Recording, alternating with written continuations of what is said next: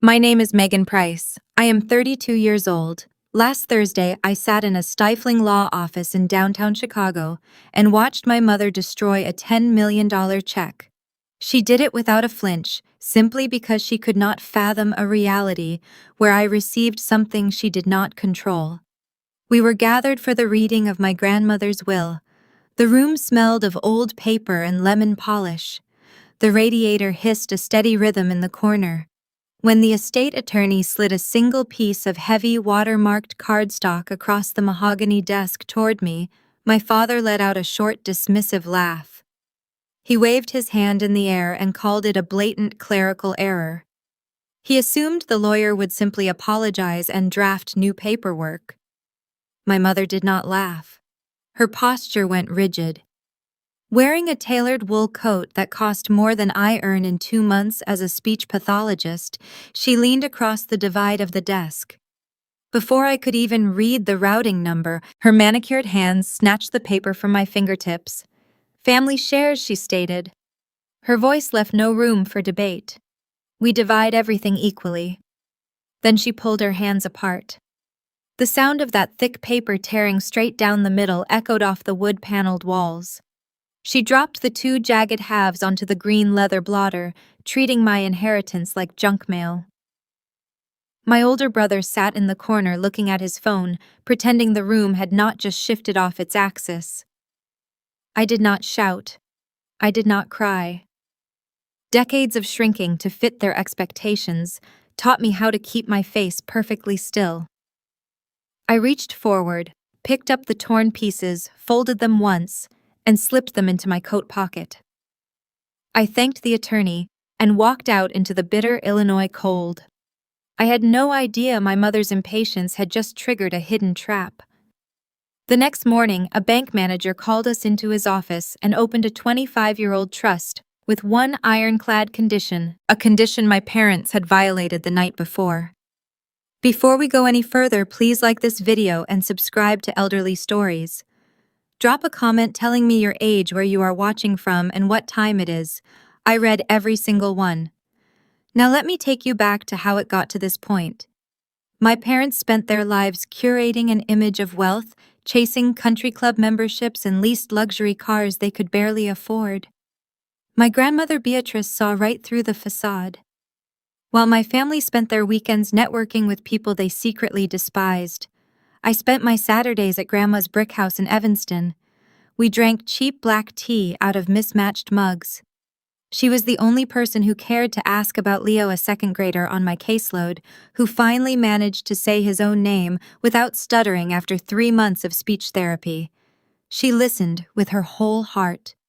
The rest of the family ignored her, treating her like an inconvenient burden. They never asked about her failing health, only inquiring about her property value.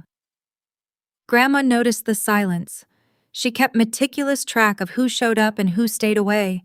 The drive back to my apartment that Thursday evening felt much longer than usual.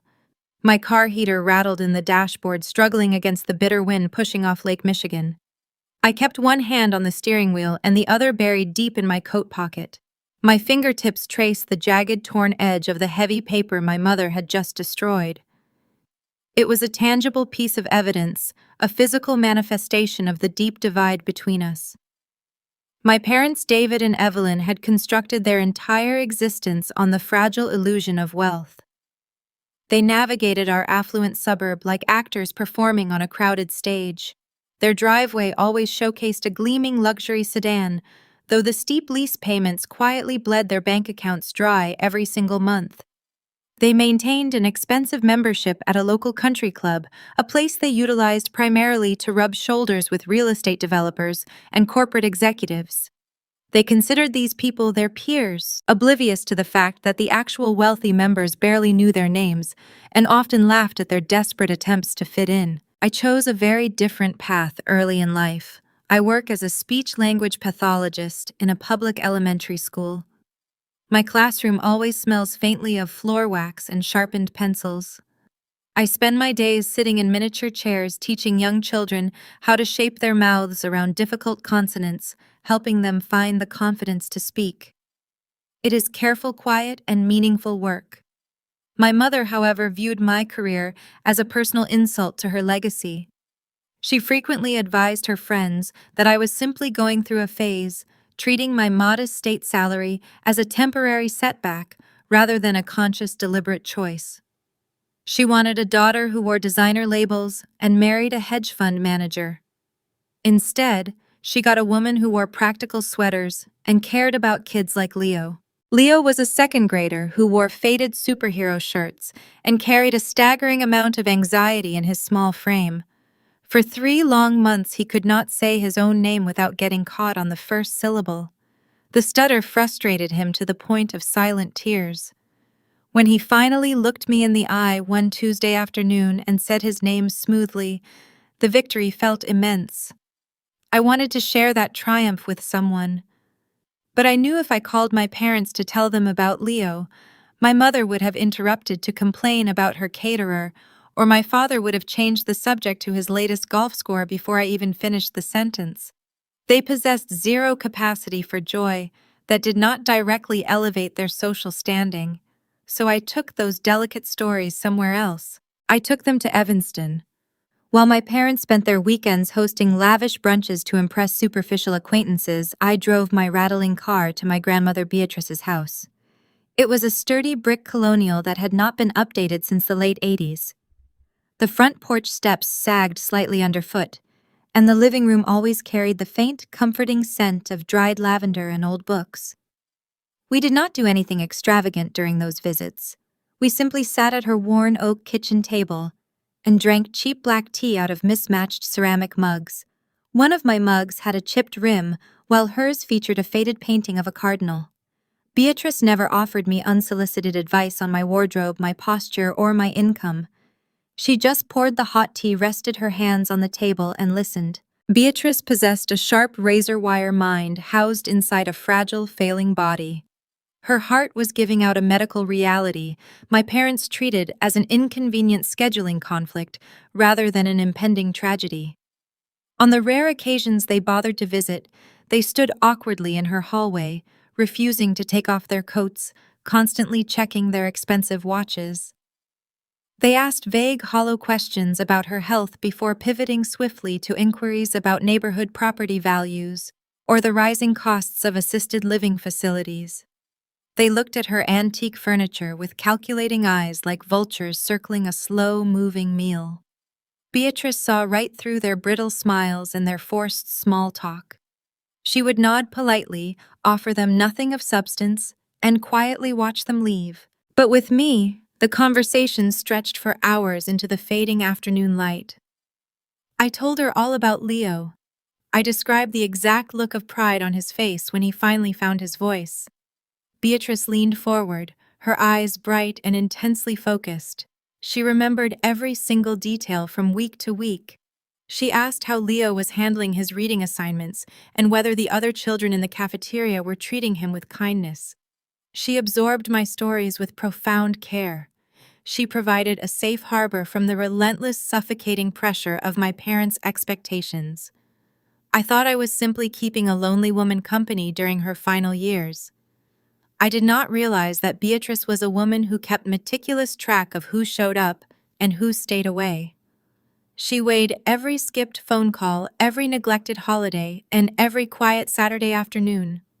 She was quietly building a fortress in the background, and I was the only person she intended to shelter inside it. That night, after the disastrous will reading, I returned to my empty apartment. The air inside felt heavy, mirroring the deep exhaustion sitting in my chest. I placed my keys on the counter. I pulled the 2 torn halves of the $10 million check from my pocket and laid them flat beneath the harsh kitchen overhead light. The signature at the bottom belonged to Beatrice. The bold ink strokes looked decisive and permanent. My mother had ripped straight through the routing numbers, rendering the paper functionally useless. I stood there staring at the physical evidence of my family's destructive entitlement. I pictured my parents back at their cavernous house uncorking a bottle of expensive wine, congratulating themselves on securing their imaginary payout. They undoubtedly believed the intimidated attorney was currently sitting at his desk, drafting new documents to divide the estate into equal thirds to appease their demands. I barely slept that night. I lay awake under a thin blanket watching the shadows shift across my ceiling, bracing myself for the inevitable legal war my parents would launch to secure their share. I assumed the next few months of my life would be defined by courtroom battles, bitter mediation sessions, and endless hostile emails. I mentally prepared myself to walk away from the money entirely just to preserve my own sanity. I wanted no part of their endless consuming greed. The sun eventually came up pale and cold, casting a gray winter light through the frost-covered window panes. I dragged myself out of bed, brewed a strong pot of coffee, wrapped my cold hands around a warm mug, and stood by the counter, staring at the ruined check once again. The digital clock on my microwave clicked to 8:15. The heavy silence of the morning broke with the sharp, startling ring of my cell phone. I glanced at the glowing screen on the counter. It displayed an unfamiliar Chicago area code. I rarely answer unknown numbers, but a strange, unexplainable instinct compelled me to pick up the device. I pressed the phone to my ear and said hello. The man on the other end possessed a crisp, highly professional voice that carried an undeniable edge of urgency. He introduced himself as Elias Sterling, a senior manager at a private wealth institution my family had never used or even mentioned before. He did not offer polite pleasantries. He stated plainly that he had been notified by the estate attorney regarding a specific troubling incident with a check the previous evening. He needed me along with my parents and my older brother in his downtown office at 10 o'clock sharp.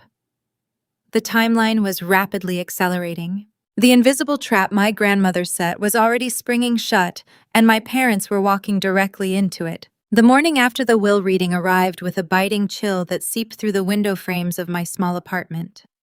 I stood in my narrow kitchen, wrapping both hands around a warm mug of black coffee, staring at the two halves of the $10 million check resting on the laminate counter. The jagged tear down the center looked like a fresh wound. The frost creeping along the glass panes mirrored the cold realization settling in my chest. My mother had not just destroyed a piece of paper. She had drawn a permanent, unmistakable line in the sand. At exactly 8:15, my cell phone rang. The screen displayed a downtown Chicago area code I did not recognize. I pressed the phone to my ear.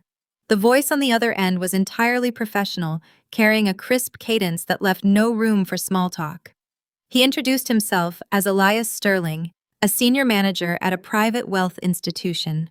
My parents loved to boast about their banking connections at country club dinners, dropping names of prestigious firms, but I had never heard either of them mention this particular bank. Mr. Sterling did not ask how I was doing.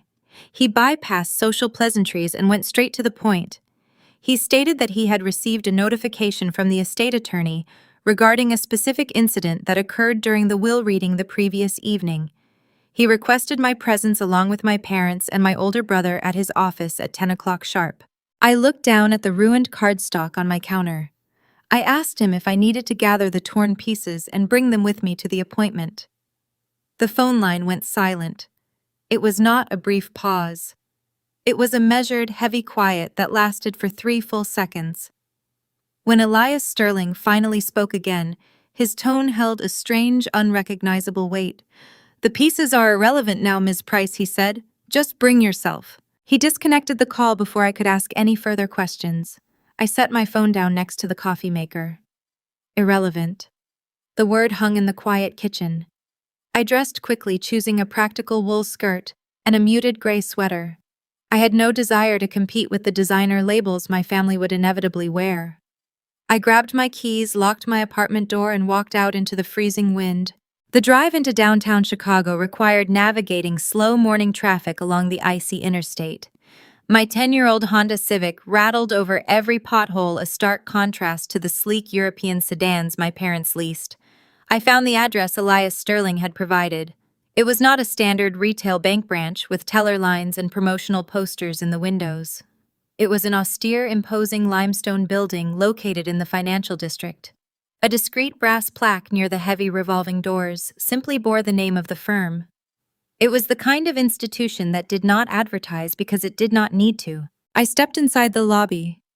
The acoustics were hushed, absorbing the sounds of the bustling city outside. The air smelled of expensive floor wax and fresh floral arrangements. My family was already there. They sat grouped together on a cluster of leather waiting chairs, projecting an aura of smug impatience. My father David was checking his luxury watch, tapping his Italian leather shoe against the marble floor. He wore a tailored navy suit, looking every bit the successful executive he pretended to be. My older brother Trent sat next to him, scrolling through his phone with an expression of profound boredom. Trent was the golden child, a man who had spent his entire 20s failing upward through various corporate positions our father had secured for him. He possessed a remarkable ability to avoid consequences, gliding through life on a cushion of unearned privilege. My mother Evelyn sat perched on the edge of her seat, wearing a fresh cashmere coat and adjusting a silk scarf around her neck. She looked remarkably well rested for a woman who had caused a scene in a law office just 14 hours earlier. I walked across the lobby toward them. They did not greet me with warmth. They barely acknowledged my arrival. Evelyn leaned closer to Trent, her voice a carrying whisper, designed to ensure I could hear every syllable. She patted his knee affectionately. She told him this morning excursion was merely a formality to correct the embarrassing mistake from the day before. She explained that Beatrice must have been confused in her final months drafting a nonsensical document that the bank was now eager to rectify. My father nodded in agreement, snapping his watch band shut. He added that institutions like this understand how real wealth is supposed to be managed, implying that the bank recognized my grandmother's error and was calling us in to restore the natural order of things. They sat there basking in their shared delusion. They firmly believed they had won. They thought tearing up my check had forced the universe to bend to their will, compelling this mysterious bank manager to draft new paperwork dividing the $10 million equally among the family. I took a seat on a separate chair across from them, keeping my coat buttoned. I said nothing. I just watched them. A few moments later, a set of heavy mahogany doors opened at the far end of the lobby. A tall man in his late 50s stepped out. He wore a charcoal gray suit that fit perfectly, his silver hair neatly combed. He possessed the calm, commanding presence of a man who dealt exclusively in high-stakes reality. He did not wear a welcoming smile. He did not rush toward us with the fawning eagerness my parents usually demanded from service professionals. He walked across the marble floor, his footsteps making no sound. He stopped a few feet from our group and addressed us with the same crisp cadence I had heard on the phone. He introduced himself in person as Elias Sterling. He asked us to follow him. My father stood up immediately, adopting his most expansive, authoritative posture. He extended a hand, attempting to establish dominance right out of the gate, thanking Elias for handling this little misunderstanding so promptly. Elias looked at my father's outstretched hand for a fraction of a second, gave a terse nod, and turned away without shaking it. My father's smile faltered, his hand dropping awkwardly to his side. Elias led us down a quiet carpeted hallway lined with closed doors. The further we walked, the more the atmosphere shifted. The air grew still. We entered a spacious conference room situated at the very end of the corridor. It had no windows overlooking the city, offering no distractions from whatever business was meant to take place inside. A long, dark wood table dominated the center of the room. A single thick leather portfolio sat resting at the head of the table. My parents took seats near the center, projecting relaxed confidence. Trent slouched into a chair beside them. I chose a seat near the door, keeping my distance. Elias Sterling walked to the head of the table. He did not offer us coffee or water. He did not ask about our morning commute. He placed his hands flat on the polished wood surface and looked directly at my parents. They sat there expecting an apology and a fresh set of checks. They were entirely oblivious to the ground shifting beneath their feet. They had no idea what was waiting for them inside that leather portfolio, and they had no concept of the brilliant, devastating trap my grandmother had set 25 years ago. Elias Sterling took his designated seat at the head of the long, dark wood table. He did not carry a modern briefcase or a standard corporate binder. He did not offer us water or inquire about our drive into the city. He simply placed his hands on the heavy leather portfolio resting on the polished surface in front of him. The room felt less like a financial institution and more like a sealed vault. The walls lacked artwork, the lighting was stark and unyielding, and the heavy door had clicked shut behind us with a definitive, isolating thud. My father leaned back in his plush chair, crossing his legs and adjusting the knot of his silk tie. He projected the relaxed, expansive posture of a man expecting an apology. He spent his entire adult life treating service professionals as personal subordinates, assuming every rule could be bent if he complained to the right manager. He firmly believed Elias was about to admit the estate attorney had made a foolish error the night before. He expected a fresh set of financial instruments dividing my grandmother's wealth into equal thirds. Beside him, my mother watched the leather folder with hungry, calculating eyes. Since my early childhood, she harbored a deep-seated habit of claiming whatever was mine. If I won an academic award, she displayed it in her own office to prove her superior parenting skills. If I received cash for a birthday, she absorbed it into household expenses, framing it as a necessary contribution. She viewed any asset of mine as her own deferred compensation.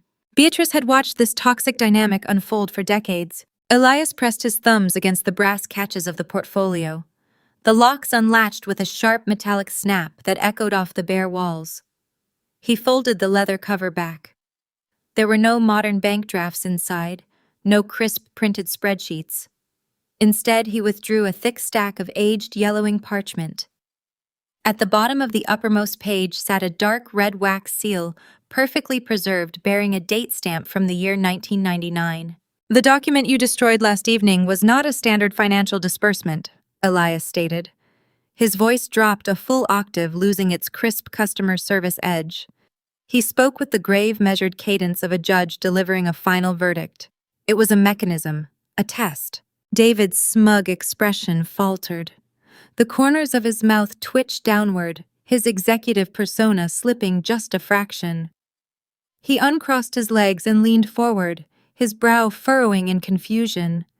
He demanded to know what a mechanism meant, asserting that we were all summoned here for the corrected distribution of the inheritance. Elias did not acknowledge the interruption. He calmly adjusted his reading glasses, letting my father's demands evaporate into the quiet room. 25 years ago, Elias continued, Beatrice finalized a blind, irrevocable trust. She funded it with assets she deliberately hid from her immediate family. She anticipated a specific pattern of behavior upon her passing. Therefore, she designed an ethical parameter. 25 years ago, I was only 7 years old. That was the year my grandmother caught my mother taking a silver locket Beatrice had given me for Christmas. Evelyn had pawned the heirloom to purchase a designer handbag she could not afford, telling me I had simply lost the necklace at the park. Beatrice never confronted her about the theft. She did not argue. Instead, she went to a lawyer. She recognized the rot in the foundation of our family unit long before I possessed the vocabulary to describe it. She knew they would eventually try to strip me of everything. Elias turned the thick page of the trust. The rustle of the old paper sounded like dry leaves scraping across pavement. The instrument presented to Megan last night was a dummy draft, he explained. It carried no actual monetary value. Its sole purpose was behavioral observation. The banker looked up, fixing his gaze squarely on Evelyn. If the primary beneficiaries, meaning the three of you sitting on that side of the table, had allowed Megan to accept that initial gift without interference, the trust would have dissolved. The actual estate holding liquidated assets totaling over $30 million would have been divided evenly among all 4 surviving blood relatives. The number hung in the stagnant air. $30 million. My father stopped breathing. His hands gripped the armrests of his chair so tightly his knuckles turned white. Trent, who had been slouching in his seat, dropped his smartphone onto the table. The device hit the hard wood with a clatter, but Trent did not even look down. My mother's eyes widened, the sheer magnitude of the dollar amount short-circuiting her mind. For a fleeting, agonizing second, I could see them doing the math. $7.5 million each. Enough to pay off the looming balloon mortgage on their pretentious mansion. Enough to secure their country club status for life. Enough to maintain their grand illusion forever. They had been inches away from generational wealth. However, Elias continued, his voice slicing through their momentary fantasy like a scalpel. He ran a manicured finger down the highlighted text on the second page of the parchment. The grantor included a razor-sharp stipulation. Clause Section 4, Paragraph 2. He read the words slowly, ensuring every single syllable landed with devastating precision. Should any party attempt to confiscate, destroy, or legally contest the initial test gift presented to my granddaughter, they immediately trigger the forfeiture protocol. Elias closed the heavy folder. The dull thud sounded like a coffin lid shutting. By tearing that paper in the presence of the estate attorney, you failed the parameter. The forfeiture is absolute. I watched the blood drain from my mother's face. The vibrant, indignant flush she carried from the law office vanished, replaced by a sickly, chalky ash. Her jaw fell slack. Her manicured hands began to tremble against the edge of the mahogany table. She had spent her entire adult life clawing for status, manipulating everyone around her to secure a financial high ground. She viewed kindness as a weakness and control as her birthright. In a single impulsive act of pure spite, she had thrown away the very thing she worshipped most. She had not merely insulted her daughter by ripping that cardstock. She had legally disinherited herself. She had disinherited her husband. She had disinherited her favored son. The meticulous legal trap my grandmother built a quarter of a century ago had snapped shut, fueled entirely by my mother's predictable entitlement. The room descended into a suffocating heavy silence, the kind of quiet that precedes a catastrophic storm. The reality of their ruined future was settling over them, and the realization that they had done this to themselves was a bitter pill they were about to choke on. The quiet in the room stretched until it became a physical weight pressing against my chest. No one inhaled. The air conditioner hummed a low, steady drone from the ceiling grate, serving as the only sound in the windowless space. My mother stared at the closed leather portfolio as if it were a venomous snake preparing to strike. The realization of what she had just thrown away was slowly digesting in her mind. Millions of dollars. Gone. Evaporated by a single spiteful tear of paper. Then the stillness shattered. My father could not process failure. His entire career relied on a carefully curated facade of dominance. He navigated his life assuming he held the highest authority in any given room, bullying subordinates and charming superiors. To be told by a calm, seated stranger that he had just forfeited generational wealth due to his own wife's arrogance was an insult his ego simply refused to compute. The cognitive dissonance manifested as raw, unfiltered rage. He stood up with such sudden force that his heavy chair tipped backward. It hit the drywall with a hollow thud, leaving a visible dent in the pristine paint. His face flushed a dangerous shade of crimson, the veins in his neck standing out like thick cords. He pointed a shaking finger across the mahogany table directly at the banker. He shouted that this entire setup was a scam. He accused the firm of colluding with a senile old woman to steal his rightful inheritance. His voice bounced off the unadorned walls, creating a loud cacophony of desperate entitlement. He slammed his fist onto the wood surface, demanding to speak to the managing partner of the institution. Elias Sterling did not flinch. He did not raise his voice to match the escalating volume. Professionals who manage real wealth deal with men like my father on a regular basis. Elias simply reached under the edge of the conference table and pressed a concealed button. He kept his hands neatly folded on top of the portfolio. His gaze remained level, unbothered by the tantrum unfolding mere inches from his face. Within seconds, the heavy door clicked open. 2 security guards stepped into the room. They wore dark, tailored suits and carried themselves with quiet, undeniable authority. They did not shout or draw any weapons. They simply flanked the doorway, their presence serving as a silent warning that the meeting had concluded. The arrival of the guards extinguished my father's bluster. He took a step back, his chest heaving suddenly, remembering he was not the one in charge. My mother realized intimidation would not work on the banker. She pivoted to the strategy she had honed over 3 decades. She turned her fury toward the weakest link in her constructed reality. She turned to me. Evelyn closed the distance between us in 2 rapid strides. She reached out and grabbed my forearm. Her acrylic nails dug through the thick wool of my gray sweater, biting sharply into my skin. Her eyes were wide, swirling with a panicked desperation I had never witnessed before. Her voice dropped to a harsh, vibrating hiss. She commanded me to fix the situation. She ordered me to tell the banker that I had provoked her the previous evening. She instructed me to lie, to claim the torn check was a simple misunderstanding, a foolish joke taken out of context. She needed me to fall on my sword so she could salvage her slipping fortune. The physical sensation of her nails through my sweater triggered a cascade of memories. I remembered the tight grip she used to drag me out of a school play rehearsal because my costume did not meet her aesthetic standards. I remembered the sharp pinch on the back of my arm at formal dinners whenever I spoke out of turn.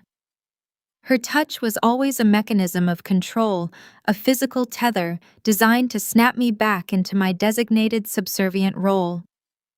For my entire life, I had accepted that role. I had spent 32 years shrinking my own existence to make her feel towering and infallible. I looked down at her manicured fingers gripping my arm. The pain was sharp, but the fear I usually felt was entirely absent. The spell was broken. Grandma Beatrice had given me more than a financial windfall. She had handed me a shield. I looked up from her hand and met her frantic gaze. I reached over with my free hand. I placed my fingers over her wrist and applied steady, deliberate pressure.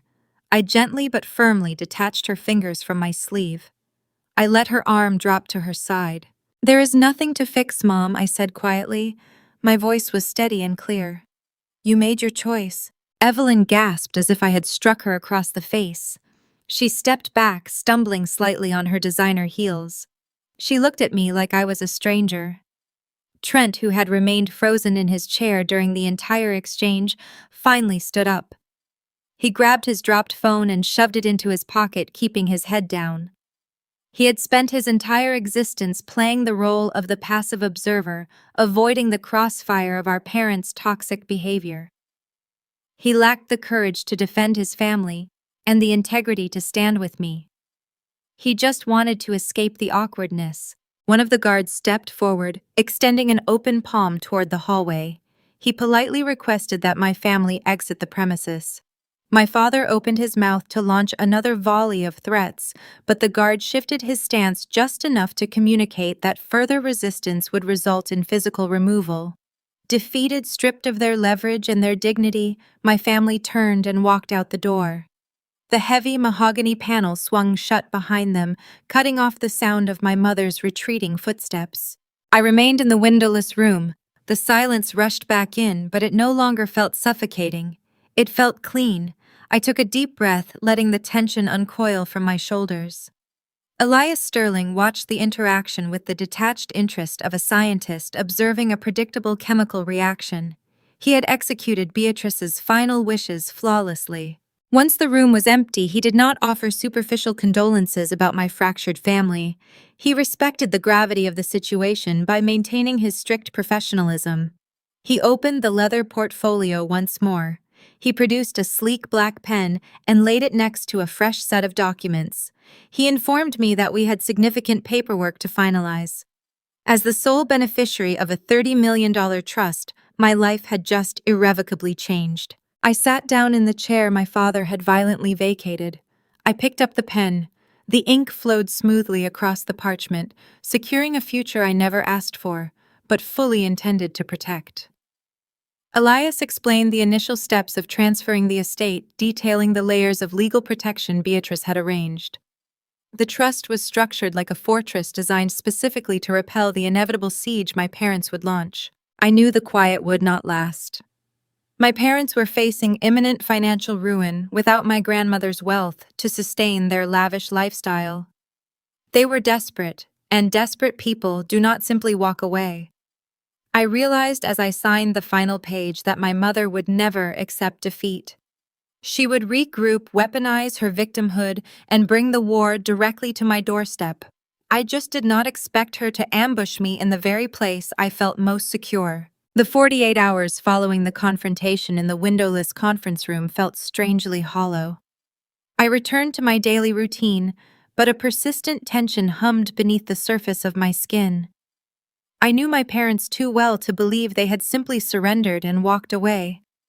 They did not retreat. They merely regrouped. They needed time to digest the catastrophic loss of $30 million and calculate an alternate route to the vault. I spent Tuesday and Wednesday bracing for a barrage of hostile text messages or unannounced visits to my apartment. The silence from their camp was far more unnerving than a screaming match. It indicated strategy. Thursday brought a welcome distraction in the form of parent-teacher conferences at the elementary school. I sat in my small classroom until evening discussing progress reports and individualized education plans with exhausted but hopeful families. I met with the father of Leo, my second-grade student, who had recently overcome his severe stutter. The man worked double shifts at a local manufacturing plant just to keep the lights on, yet he sat in my miniature plastic chair and cried quiet tears of joy when I played an audio recording of his son reading a full paragraph flawlessly. That brief meeting reminded me what actual parenting looked like. It involves sacrifice, humility, and genuine pride in a child's achievements.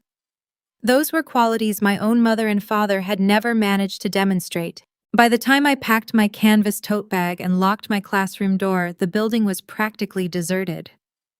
I walked out into the empty parking lot. The Illinois winter wind whipped across the blacktop, slicing through the wool of my scarf and chilling my face. The sky had turned the color of bruised iron, dropping the temperature significantly. I lowered my head, searching my pockets for my car keys, eager to turn on the rattling heater inside my 10-year-old Honda Civic. As I approached my designated parking space, under the flickering amber glow of a solitary street lamp, my footsteps slowed to a halt. Someone was waiting for me. My mother leaned against the driver's side door of my weathered sedan. The sight was jarring primarily because she looked entirely out of place. Evelyn despised public schools and routinely avoided any setting that did not feature valet parking or a concierge desk. Furthermore, her appearance had undergone a radical, calculated transformation. Gone was the pristine cashmere coat and the heavy gold jewelry she wore like armor. She had dressed down intentionally.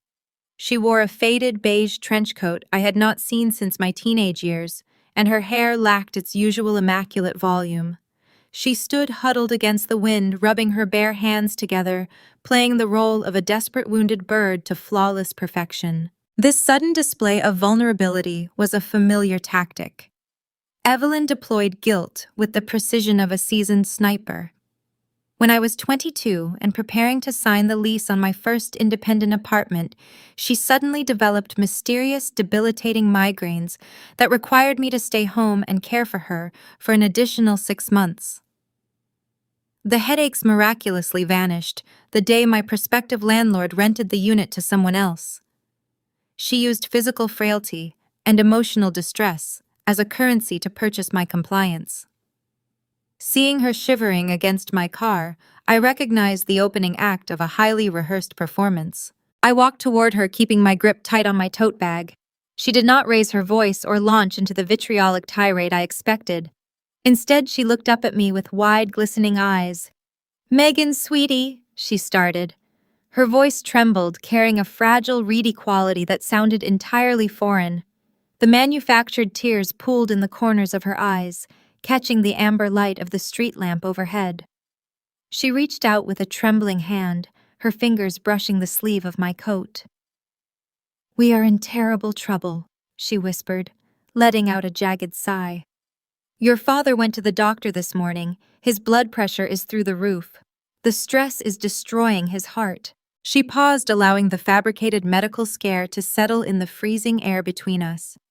Then she delivered the financial reality they were desperately trying to outrun.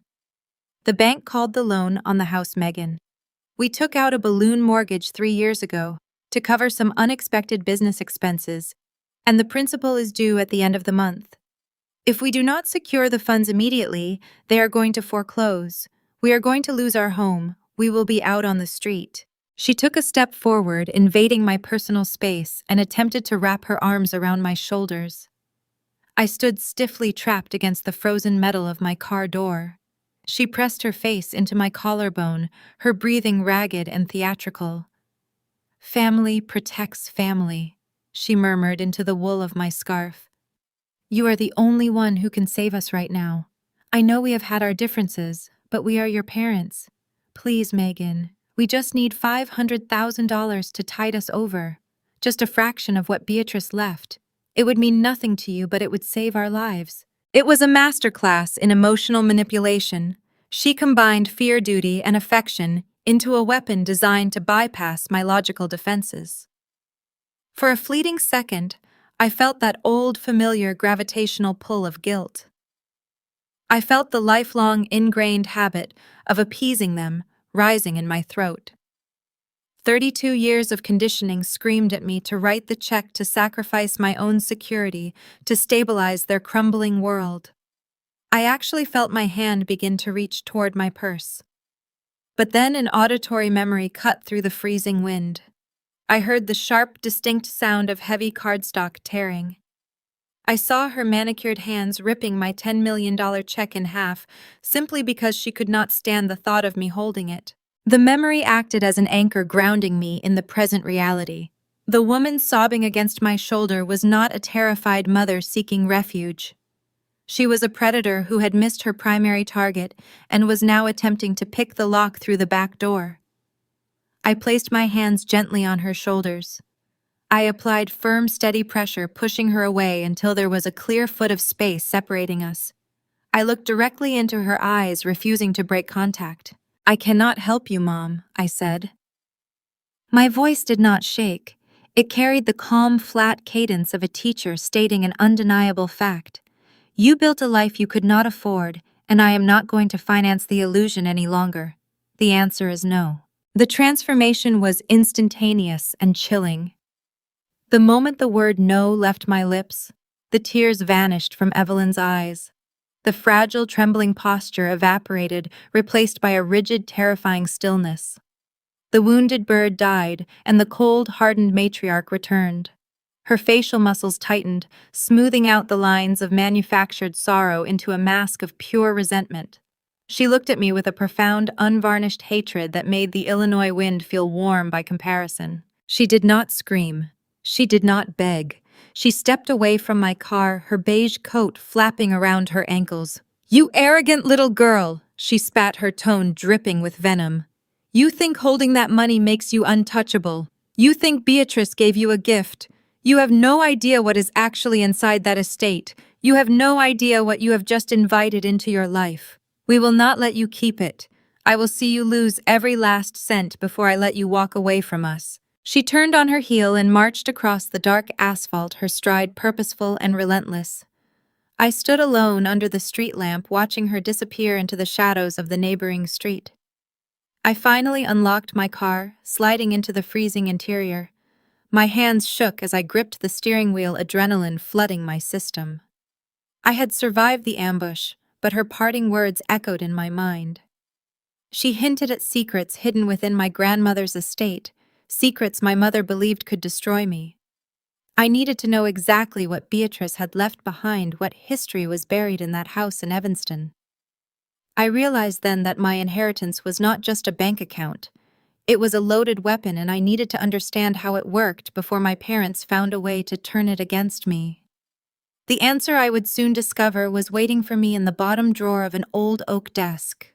The drive from the school parking lot to Evanston took nearly an hour.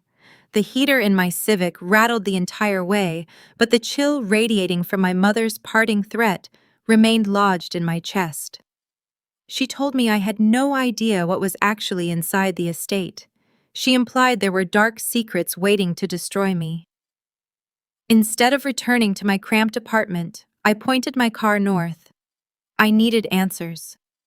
Elias Sterling had handed me a heavy brass keyring that morning, granting me full access to my grandmother's property and all her private files. It was time to use them. I pulled into the narrow driveway of the brick colonial.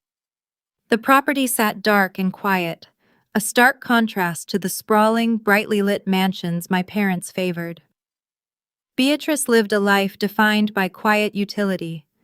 She repaired her own garments, cultivated a vegetable garden to save on groceries, and drove a reliable sedan until the engine finally surrendered.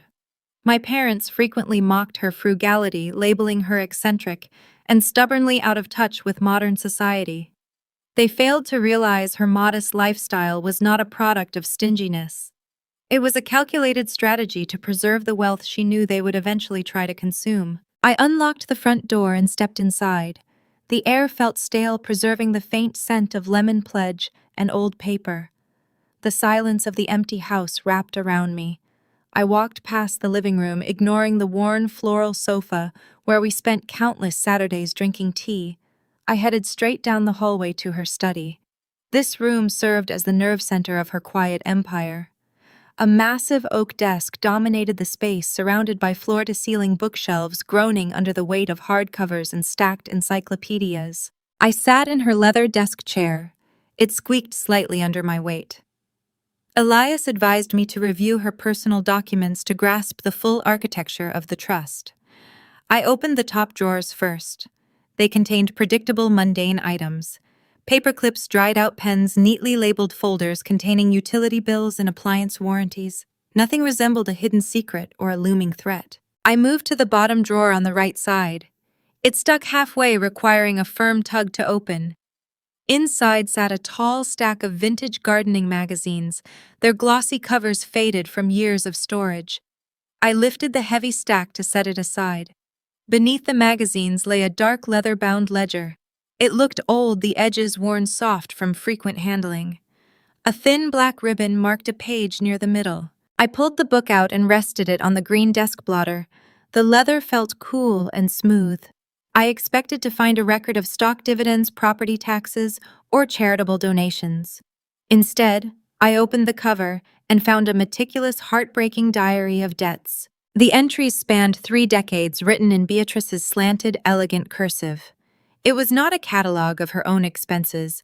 It was a chronicling of a parasitic relationship. Page after page detailed every secret financial bailout she provided to my parents.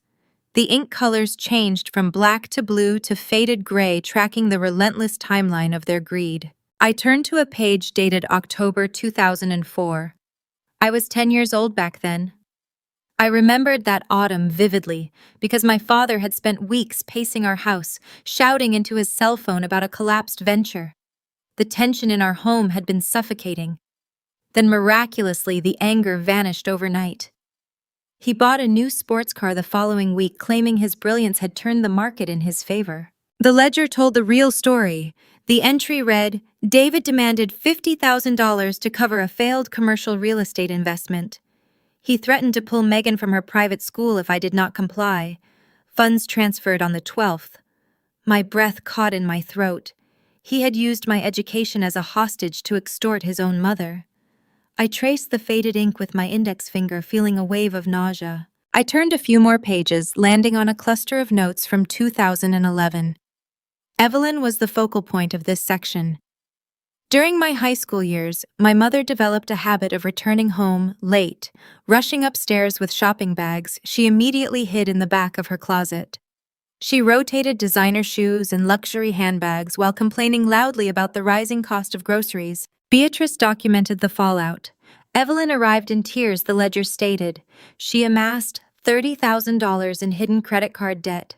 David discovered the statements. She begged me to clear the balance before he filed for divorce. Check written directly to the creditor. Evelyn promised to seek counseling.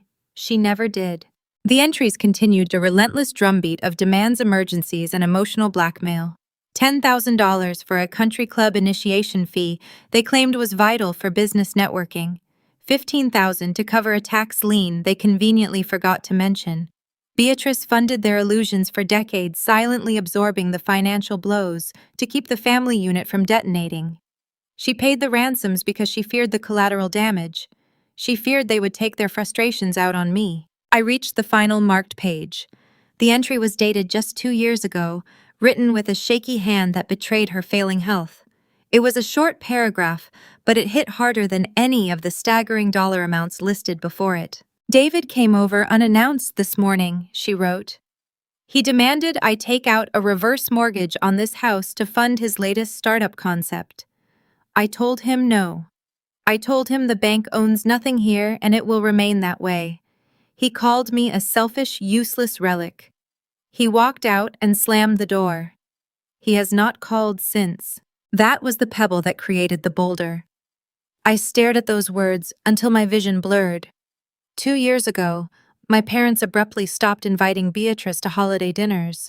They claimed she was too frail to travel, telling everyone in their social circle that her cognitive decline made gatherings too stressful for her. The reality was far more sinister. They cut her out of their lives because the ATM finally closed. When she refused to gamble her home to fund his ego, David discarded her. The irrevocable trust was not a cruel prank.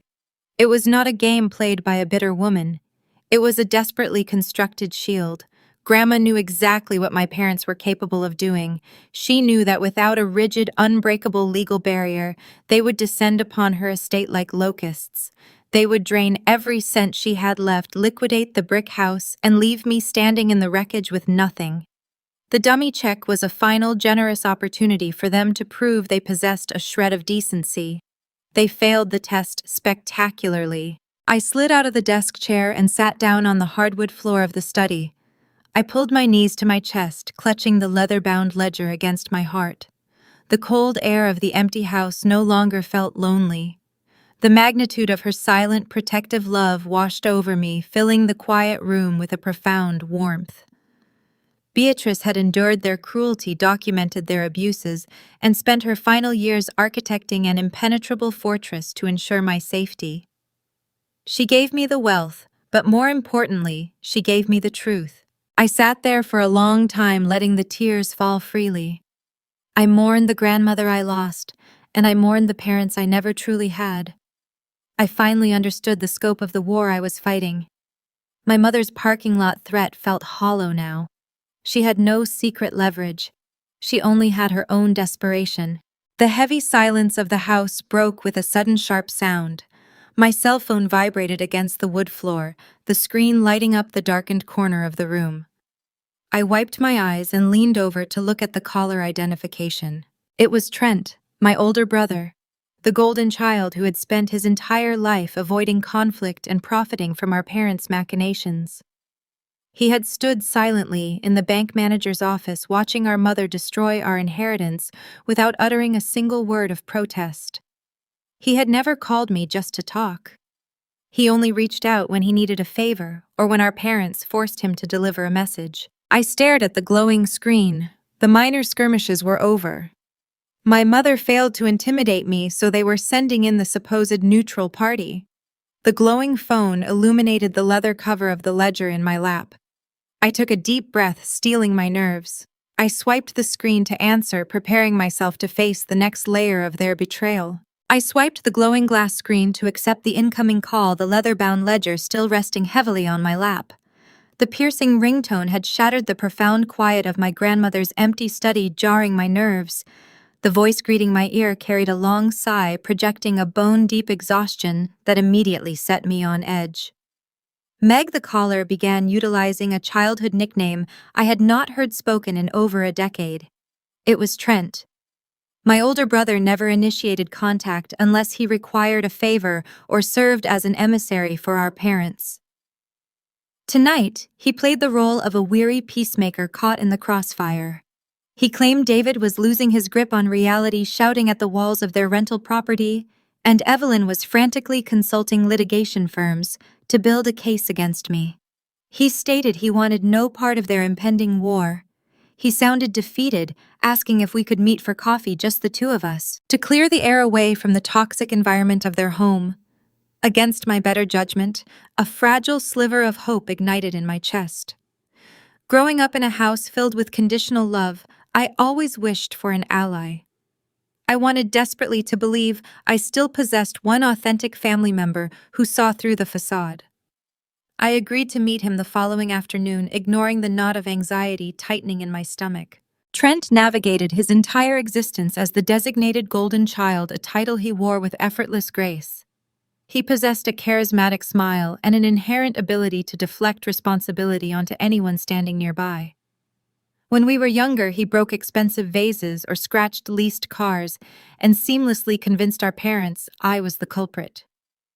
While I earned a specialized degree and worked in underfunded public schools, he floated through various corporate roles secured entirely by our father's country club connections. When those lucrative jobs inevitably dissolved due to his chronic absenteeism or missed deadlines, Evelyn always blamed the department managers, never her perfect son. He mastered the art of neutrality during our explosive domestic disputes, slipping out the back door to meet friends whenever voices escalated in the dining room. He benefited from their entitlement without ever getting his hands dirty, reaping the rewards of their status while dodging the emotional toll. Sitting in my car the next day before driving to the meeting spot, I wondered if the shock of the banking office had finally pierced his carefully constructed bubble. Perhaps watching $30 million vanish into thin air forced him to see our parents clearly for the first time. I foolishly hoped the sudden financial drought had shocked him into genuine maturity.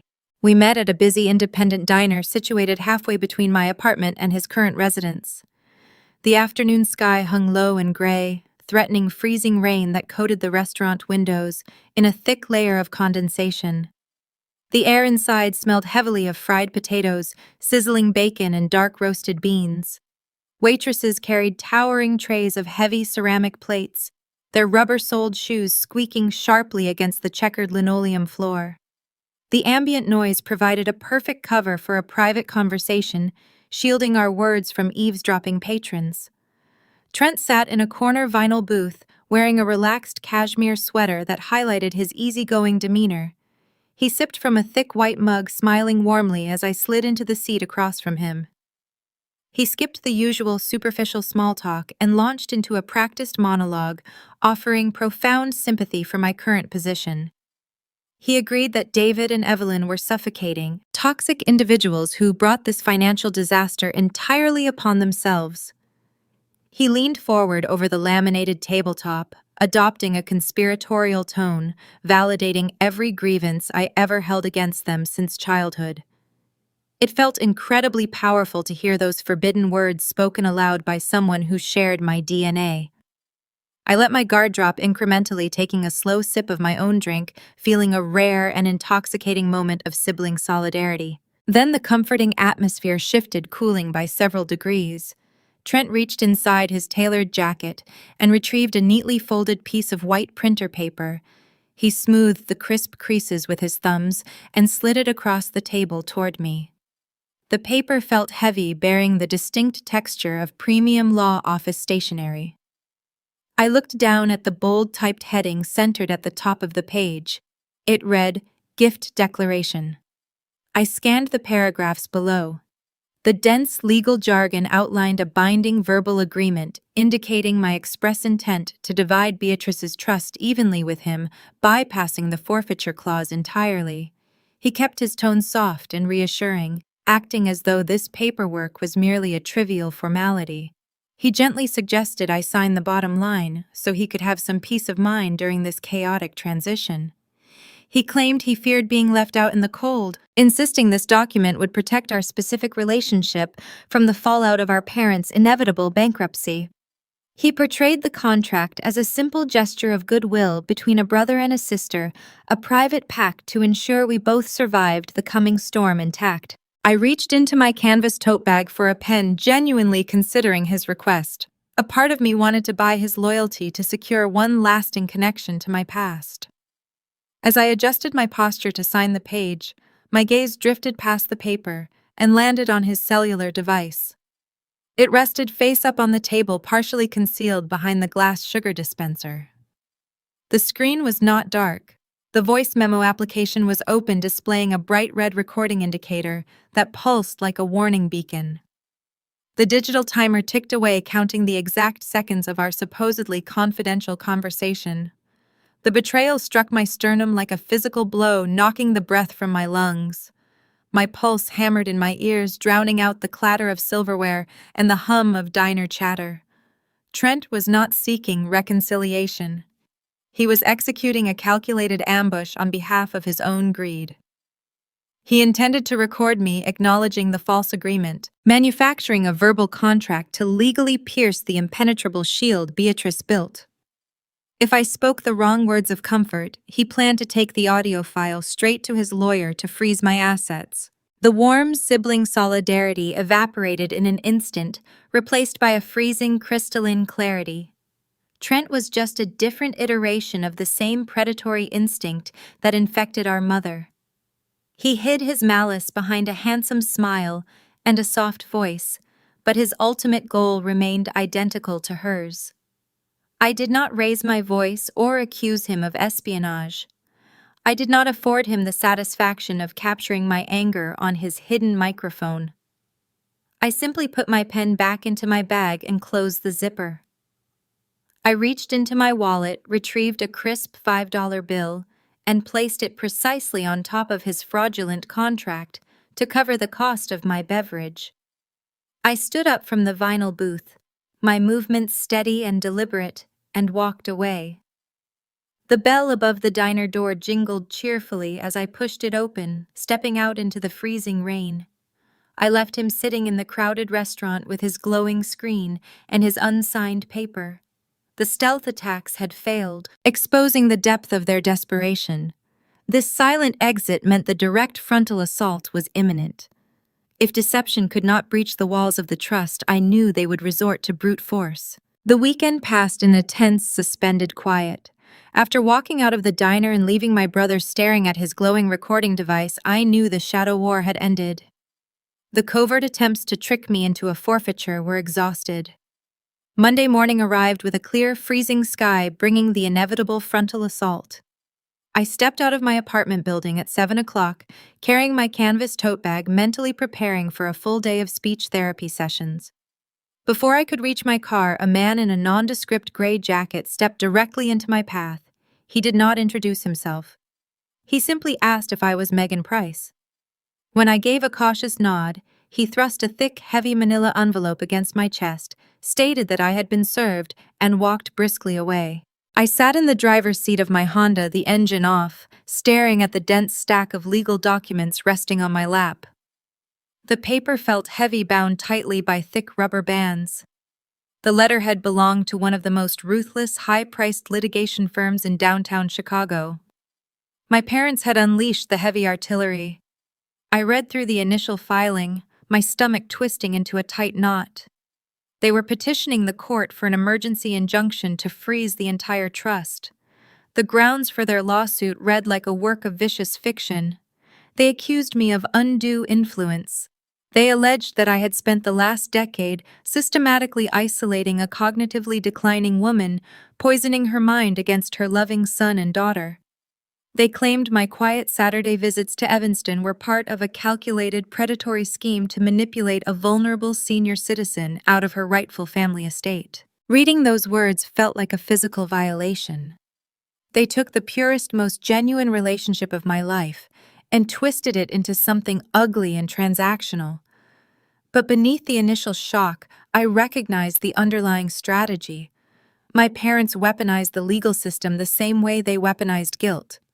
Throughout my childhood, I watched my father drag contractors, business partners, and even our neighbors into prolonged court battles. He used the threat of exorbitant legal fees to drain his opponents until they surrendered out of sheer exhaustion. They were banking on my inherent fear of conflict. They assumed a public school teacher pulling a modest state salary would take one look at a towering stack of expensive legal threats and immediately beg for a settlement. They expected me to fold. I did not drive to the elementary school. I called the main office, requested a personal day, and navigated my car straight toward the financial district. The imposing limestone facade of the private bank offered a strange, unexpected sense of sanctuary. The receptionist escorted me directly into the inner corridors. Elias Sterling greeted me in his office. He did not look surprised by my unannounced arrival. He glanced at the thick envelope in my hands, gave a brief knowing nod, and led me into an adjoining boardroom. A woman sat waiting at the polished table. She wore a tailored charcoal suit, her dark hair pulled back into a severe, elegant knot. She possessed a piercing, analytical gaze that seemed to process information at a terrifying speed. Elias introduced her as Sarah Vance. She was the defense attorney my grandmother had personally vetted and retained years in advance to protect the estate. I placed the towering stack of lawsuit papers in front of her. Sarah did not flinch. She picked up the primary petition, adjusted her reading glasses, and scanned the allegations. A grim, deeply satisfied smile touched the corners of her mouth. "They are remarkably predictable," she noted, her voice carrying a dry, unapologetic edge. She tossed the petition back onto the table as if it were a poorly written student essay. "They are utilizing a boilerplate strategy for contested wills. Claim dementia, claim isolation, and demand an immediate asset freeze to force a panicked negotiation." I asked her if the judge would grant the injunction. The sheer volume of their legal filing seemed intimidating. Sarah shook her head, her smile widening just a fraction. She stood up, walked over to a secure fireproof filing cabinet in the corner of the room, and unlocked it with a heavy brass key. "Your grandmother was a visionary," Sarah explained, pulling a thick, sealed dossier from the top drawer. "Beatrice knew Evelyn and David better than they knew themselves. She anticipated this exact maneuver. She knew the moment the money was out of reach, they would attempt to paint her as a feeble, confused victim of elder abuse. So we built a fortress they cannot breach." Sarah placed the dossier on the table and opened the cover. Inside sat hundreds of pages of medical records, but these were not standard physicals or routine checkups. Beatrice had subjected herself to rigorous, comprehensive psychological evaluations every 6 months for the last 5 years. She did not use a single family doctor who could be accused of bias. She utilized 3 independent board-certified geriatric psychiatrists across the city of Chicago. Every single report certified Beatrice as exceptionally lucid. The evaluations documented her flawless memory, recall her acute spatial awareness, and her profound understanding of her own financial architecture. The psychiatrists noted her sharp wit and her deliberate, coherent intent regarding her estate planning. Beatrice spent her final years enduring hours of exhausting cognitive testing solely to preemptively destroy the lies my parents were currently attempting to tell. "This legal attack is not a genuine threat," Megan Sarah stated, tapping a manicured fingernail against the stack of pristine medical evaluations. "Your parents are swinging a fragile glass hammer against a reinforced concrete wall. The moment I present this dossier to the probate judge, their petition for an injunction will be laughed out of chambers. Their attorneys will likely face sanctions for filing a frivolous claim without conducting basic due diligence on the testator's medical history. We will not settle. We will crush this motion before it even reaches a hearing." A profound wave of relief washed over my shoulders, releasing a tension I had been carrying since the process server ambushed me that morning. Grandma had foreseen the battlefield and neutralized their heaviest weapons years before the war even started. The $30 million remained secure, untouchable by my father's greedy hands. But the relief was fleeting. Sarah closed the medical dossier, the heavy cardboard cover snapping shut. Her grim smile faded, replaced by a solemn, intense expression.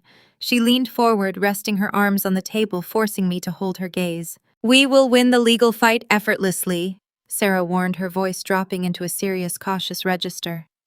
"The law relies on documented facts, and our facts are impenetrable. But you need to understand how people like your parents operate when a systemic boundary is enforced. When narcissists realize the legal system will not help them extract what they want, they do not accept defeat gracefully. They pivot." She explained that my parents would soon realize their expensive lawyers were useless against Beatrice's meticulous preparation. Stripped of their financial leverage and their legal threats, they would resort to the only currency they had left in their possession. They would take the war outside the courtroom. "They cannot touch your bank accounts," Sarah said softly. "So they are going to target something much harder to defend. They are going to attempt to destroy your reputation.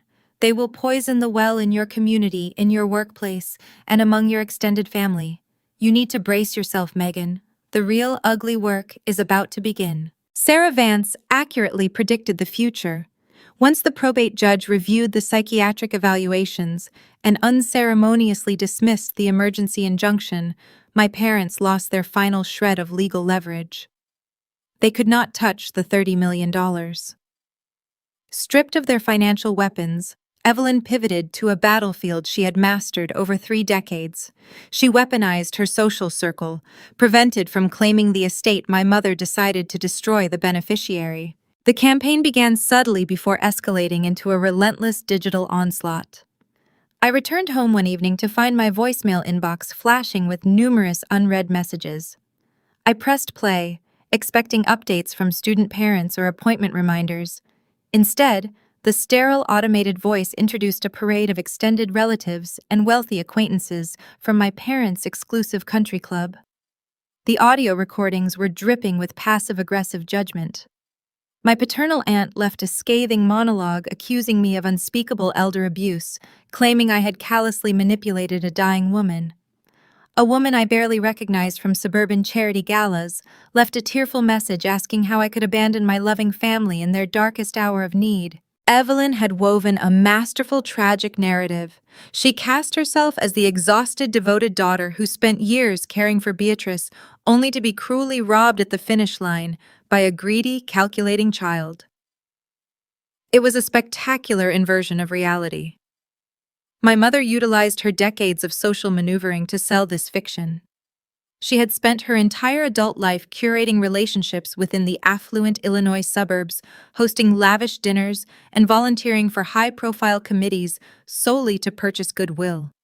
She understood the power of optics. To the outside world, she appeared polished and generous. I, on the other hand, had always been the quiet, unassuming public servant who avoided their grand parties. Because I lacked a defensive social network, her fabricated tales found fertile ground. Her friends swallowed the poison, eager to support one of their own against an ungrateful daughter. The whispers soon manifested in the physical world. I stopped at the local grocery store to purchase basic provisions. As I navigated the produce section, I noticed the sudden chilling shift in atmosphere. Women who used to offer polite nods of recognition now abruptly turned their grocery carts down different aisles to avoid eye contact. I caught snatches of hushed conversations fading the moment I walked past the bakery counter. The hostile glares felt heavy pressing against my spine. I was being tried and convicted in the court of suburban gossip. The isolation was profound and suffocating. I felt like a stranger in the town where I had spent my entire life. However, the most devastating blow did not occur in the supermarket. The venom eventually seeped into the one sanctuary I possessed, my workplace. I arrived at the elementary school on a Tuesday morning seeking refuge in the familiar routine of speech therapy sessions. The hallways smelled reassuringly of floor wax and laminated paper. I was preparing a lesson plan for Leo when the intercom mounted on the cinder block wall buzzed. The school secretary requested my immediate presence in the principal administration office. Principal Higgins was a pragmatic, fair-minded administrator who usually greeted me with a warm smile. When I entered her office that morning, she sat rigidly behind her desk, looking incredibly uncomfortable. She gestured for me to close the door and take a seat. She folded her hands over a printed email, refusing to meet my gaze directly. She took a deep breath and explained that the district school board had received several alarming phone calls from an anonymous concerned citizen. This unidentified caller claimed to possess inside information regarding my moral character, suggesting I was currently under investigation for financial exploitation of a vulnerable senior citizen. The caller urged the board to suspend me, arguing that a person of such low moral fiber should not be permitted near impressionable youth. The humiliation burned hot in my chest, a flush of shame creeping up my neck. Evelyn knew how much my career mattered to me. She knew teaching was my anchor. Because she could not take my inheritance, she attempted to systematically dismantle my livelihood. Principal Higgins quickly assured me that the administration did not intend to take disciplinary action based on anonymous, unsubstantiated rumors. She knew my stellar track record. Yet the fact that we even had to have this conversation felt like a violation. The taint of the accusation lingered in the sterile office air. I thanked her for her transparency, stood up on trembling legs, and walked back to my classroom. I sat in my miniature plastic teaching chair, the room empty of students, and allowed the anger to finally boil over. The sheer injustice of the situation tasted bitter on my tongue. I wanted to fight back. I possessed the ultimate weapon securely locked inside my apartment. I had Beatrice and her meticulously detailed leather ledger. I felt an overwhelming urge to scan every single page of that diary to capture the decades of extortion, the secret credit card bailouts, and the callous threats my father made. I wanted to broadcast those images across every social media platform available. I wanted to email the document directly to the country club membership directory and the district school board. I possessed the unassailable truth, and I wanted to use it to burn my mother's false reputation to the ground. I closed my eyes and gripped the edges of the plastic chair, my breathing ragged. But as the adrenaline spiked, a different image surfaced in my mind. I pictured my grandmother sitting at her worn oak kitchen table, pouring black tea into a chipped cardinal mug.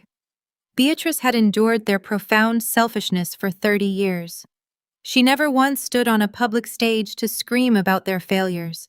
She never threw mud or engaged in dramatic suburban warfare. She recognized that reacting to toxic behavior only feeds the toxicity. Evelyn thrived on conflict. She desperately wanted me to lash out to engage in a messy public spectacle because a public fight would grant her the attention and oxygen she craved. Retaliating would drag me down into the exact same gutter she currently occupied. I opened my eyes. The anger slowly receded, replaced by a cold, hardened resolve. I chose the path of silent strength. I refused to let my mother dictate my emotional state or my actions. I locked the ledger away and maintained absolute silence. I did not return the hostile voicemails. I did not attempt to defend myself to the glaring women in the grocery store aisles. I simply showed up to my life. I walked into the elementary school every single morning with my head held high. I focused my energy on Leo and the other children who relied on my steady presence. I let the sheer, undeniable weight of my quiet consistency speak on my behalf. Over the ensuing weeks, the local gossip mill began to exhaust itself. When a fire is denied fresh fuel, the flames eventually starve and flicker out. My refusal to participate in the drama frustrated my mother more than any shouting match ever could. I believed I had successfully weathered the worst of the storm. I thought the social isolation was the final hurdle before I could finally begin to heal. I settled into a new rhythm, finding peace in the solitude of the Evanston house. But the silence was abruptly broken just a few days later. My cell phone vibrated on the kitchen counter, displaying the familiar number of the private banking institution. Elias Sterling required my presence downtown once more. The legal defense was secure, but there was a secondary clause buried deep within the vintage parchment, a hidden stipulation regarding the true beneficiaries of the estate. I was about to discover the final breathtaking layer of my grandmother's brilliant design. The sharp ring of my cellular phone cut through the quiet solitude of the Evanston house. It was a Thursday afternoon. The caller identification displayed the austere downtown financial institution. Elias Sterling required my presence in his office to finalize the architectural framework of the estate. I drove back into the heart of Chicago, watching the gray skyline rise against the freezing winter clouds. Elias met me in the same windowless conference room where my mother had sealed her own fate weeks prior. The heavy mahogany table looked less intimidating today. It held neat stacks of organized folders rather than the vintage leather portfolio. Elias gestured for me to sit. His demeanor had shifted slightly. The impenetrable wall of corporate detachment softened, revealing a man who held profound respect for the woman who drafted these documents. We spent the first hour reviewing the primary asset transfers. Beatrice possessed a diversified portfolio extending far beyond the brick house. She held municipal bonds, commercial real estate parcels in the suburbs, and quiet investments in shipping logistics. I signed my name on dozens of signature lines, transferring the legal authority of an empire into my own hands. I felt a heavy, terrifying responsibility settling over my shoulders. Then Elias paused. He set his silver pen down on the polished wood. He pulled a separate slimmer folder from the bottom of the stack and slid it toward my chair. "There is a secondary mandate we must discuss," Elias stated. His voice carried a gentle, reverent tone I had never heard him utilize before. "Beatrice did not intend for the $30 million to serve solely as your personal checking account. She recognized the corrupting nature of unearned wealth. She wanted you protected, but she also wanted her legacy to serve a greater purpose." I opened the slim folder. The top page displayed the letterhead of a local charitable organization. It was a domestic violence shelter located in a rougher, neglected neighborhood on the south side of Chicago. The facility provided emergency housing, legal advocacy, and job placement for women fleeing dangerous environments. Elias explained the true depth of my grandmother's secret life. While my parents spent their weekends sipping overpriced champagne at the country club and complaining about the quality of the golf course turf, Beatrice took the commuter train into the city. For 20 years, she volunteered at this shelter. She sat in uncomfortable plastic chairs, holding the hands of terrified mothers. She read storybooks to displaced children. She used her own modest pension to quietly purchase winter coats and school supplies for families, starting over with nothing. She never spoke a word of this charity work to my parents. She knew David would mock the neighborhood, and Evelyn would view the volunteerism as a peasant's errand, lacking any social prestige. "The trust parameter is specific," Elias continued, pointing to a highlighted paragraph. "The principal assets are locked. You receive a generous living stipend and full ownership of the Evanston property. However, 70% of the annual yield generated by the investment portfolio is mandated to be dispersed directly to this shelter. We are talking about millions of dollars in perpetual funding." I stared at the numbers printed on the page. The sheer scale of the philanthropic endowment was breathtaking. The facility could build new residential wings, hire top-tier legal counsel for the victims, and ensure no woman was ever turned away due to lack of beds. Beatrice had secured their future forever. But as I processed the legal language, a cold, staggering realization washed over me. I looked up at Elias, my heart hammering against my ribs. "The dummy check," I whispered, piecing the puzzle together. "The test." Elias nodded slowly, leaning back in his leather chair. "Yes, Megan, the shelter is the designated beneficiary of the forfeiture clause." The reality of the situation hit me with the force of a freight train. If my parents had simply swallowed their pride during the will reading, the outcome would have been drastically different. If Evelyn had kept her hands in her lap, if David had offered a polite congratulations, if they had allowed me to keep that initial $10 million draft without interference, the test would have concluded successfully. The irrevocable trust would have dissolved. The $30 million would have been liquidated and split evenly among the 4 surviving blood relatives. If they had passed the test, my parents would have walked away with millions, and the shelter would have received nothing. Beatrice knew her son and her daughter-in-law with chilling accuracy. She knew their entitlement ran so deep it bordered on pathological. She understood they could never tolerate witnessing my success, especially a success they could not control or tax. She bet her entire philanthropic legacy on their predictable greed. By snatching that heavy cardstock from my fingertips, by tearing it in half out of pure, unadulterated spite, my mother did not just forfeit her own opulent retirement. She unwittingly triggered the exact legal mechanism required to fund the sanctuary. Her selfishness served as the key that unlocked permanent safety for hundreds of vulnerable women. Beatrice had weaponized Evelyn's malice for the greater good. She used the worst traits of our family to protect a community of strangers. I sat in the quiet boardroom, overwhelmed by the sheer brilliance of the woman who raised me. Beatrice did not leave me a burden. She invited me to become the steward of a magnificent righteous trap. I picked up the silver pen. My hand did not shake as I signed the final page, officially authorizing the permanent endowment. I felt a profound sense of pride, replacing the lingering trauma of my childhood. Elias gathered the finalized documents, placing them back into his secure filing system. He offered a warm, genuine smile as we shook hands. He assured me the bank would handle the complex asset management, leaving me free to continue my work at the elementary school without interruption. I left the financial district and walked to my car feeling lighter than I had in years. The crisp winter air filled my lungs. The whispers of the country club gossips meant nothing to me now. The anonymous phone calls to my principal felt trivial. I knew the truth. I held the keys to a legacy built on quiet, fierce compassion. I drove back to the Evanston house ready to settle into my new reality. I planned to spend the weekend sorting through my grandmother's vintage gardening magazines and perhaps painting the faded walls of the living room. I wanted to honor her memory by bringing warmth back into the space. However, the peace I felt was destined to be short-lived. I had underestimated the ticking clock attached to my parents' lifestyle. Their financial ruin was not a distant theoretical concept. It was an immediate, crushing reality. Without the secret bailouts Beatrice used to provide their grand illusion, rapidly deteriorated. The exorbitant balloon mortgage they secured for their mansion was reaching its maturity date.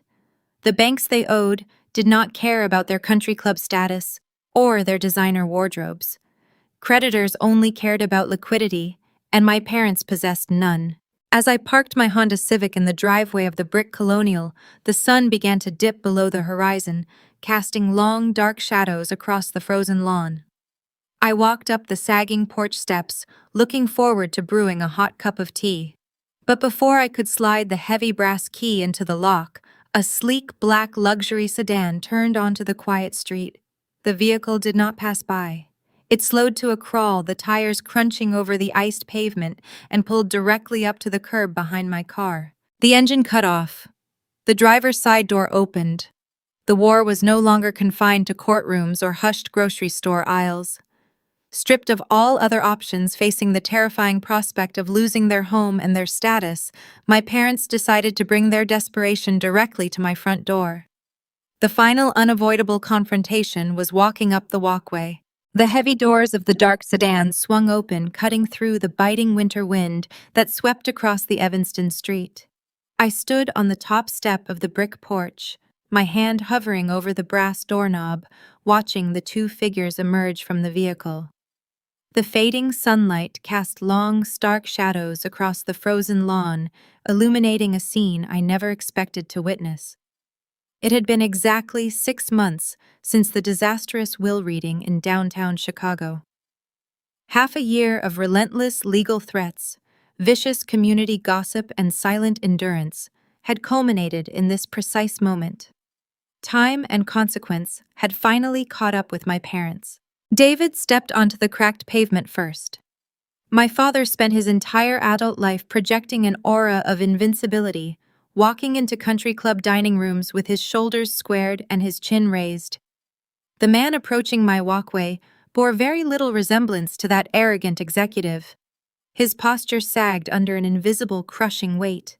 He wore a camel hair overcoat that appeared noticeably loose, hanging off his frame, as if he had shed a significant amount of weight in a very short period.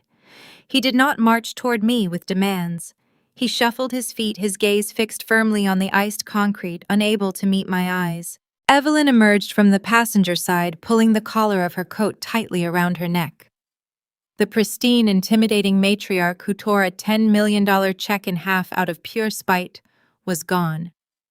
Her hair, usually styled into a voluminous shield, hung flat and lifeless against her cheeks. The designer accessories she utilized as weapons of status were conspicuously absent. For 3 decades, Beatrice had secretly funded their grand illusion, quietly absorbing their exorbitant debts to prevent the facade from crumbling. Without my grandmother serving as their covert financial lifeline, their extravagant house of cards had rapidly and violently collapsed. They reached the bottom of the porch steps and stopped. I remained on the elevated landing. I did not unlock the front door. I did not invite them into the warm sanctuary of the house. The boundary I needed to establish required a physical barrier, a clear delineation between the safety Beatrice built and the chaos they created. The freezing Illinois air settled heavily around us, filled only by the distant hum of highway traffic and the rustle of bare oak branches. I waited for the barrage of insults or the familiar commands. Neither came. My father, a man who built a career intimidating subordinates and threatening service workers, remained profoundly silent. He kept his hands buried deep in his coat pockets, staring at the tips of his leather shoes. The total absence of his bluster confirmed the severity of their ruin better than any bank statement ever could. Evelyn took a hesitant step up the concrete stairs. When she looked up at me, the expression on her face was startling. The cold, hard malice she displayed in the school parking lot had burned away, replaced by raw, unvarnished terror. Tears streamed down her pale cheeks, cutting through the biting wind. These were not the calculated theatrical sobs she manufactured to manipulate situations in the past. This was genuine visceral panic. The kind of fear that only surfaces when a person realizes the ground beneath them has entirely vanished. Megan. She choked out, her voice barely a rough whisper. We have nowhere else to go. She stood shivering on the concrete and laid bare the catastrophic wreckage of their lives. The financial institution holding the balloon mortgage on their sprawling McMansion had officially initiated foreclosure proceedings earlier that week. The lenders refused to grant any further extensions. The sleek sedan idling at the curb was a temporary rental. Their actual luxury vehicles had been unceremoniously repossessed in the middle of the night, towed away from their pristine suburban driveway, while their affluent neighbors watched from behind drawn curtains. The country club suspended their membership for unpaid dues. The high-priced litigation firm they hired to freeze my trust dropped them as clients the moment their retainer bounced. They were drowning, and the water was rising fast. "We are your family," Evelyn sobbed, taking another desperate step closer. Her hands shook as she reached out, grasping the frozen iron railing of the porch. "We are going to be living on the street by Friday.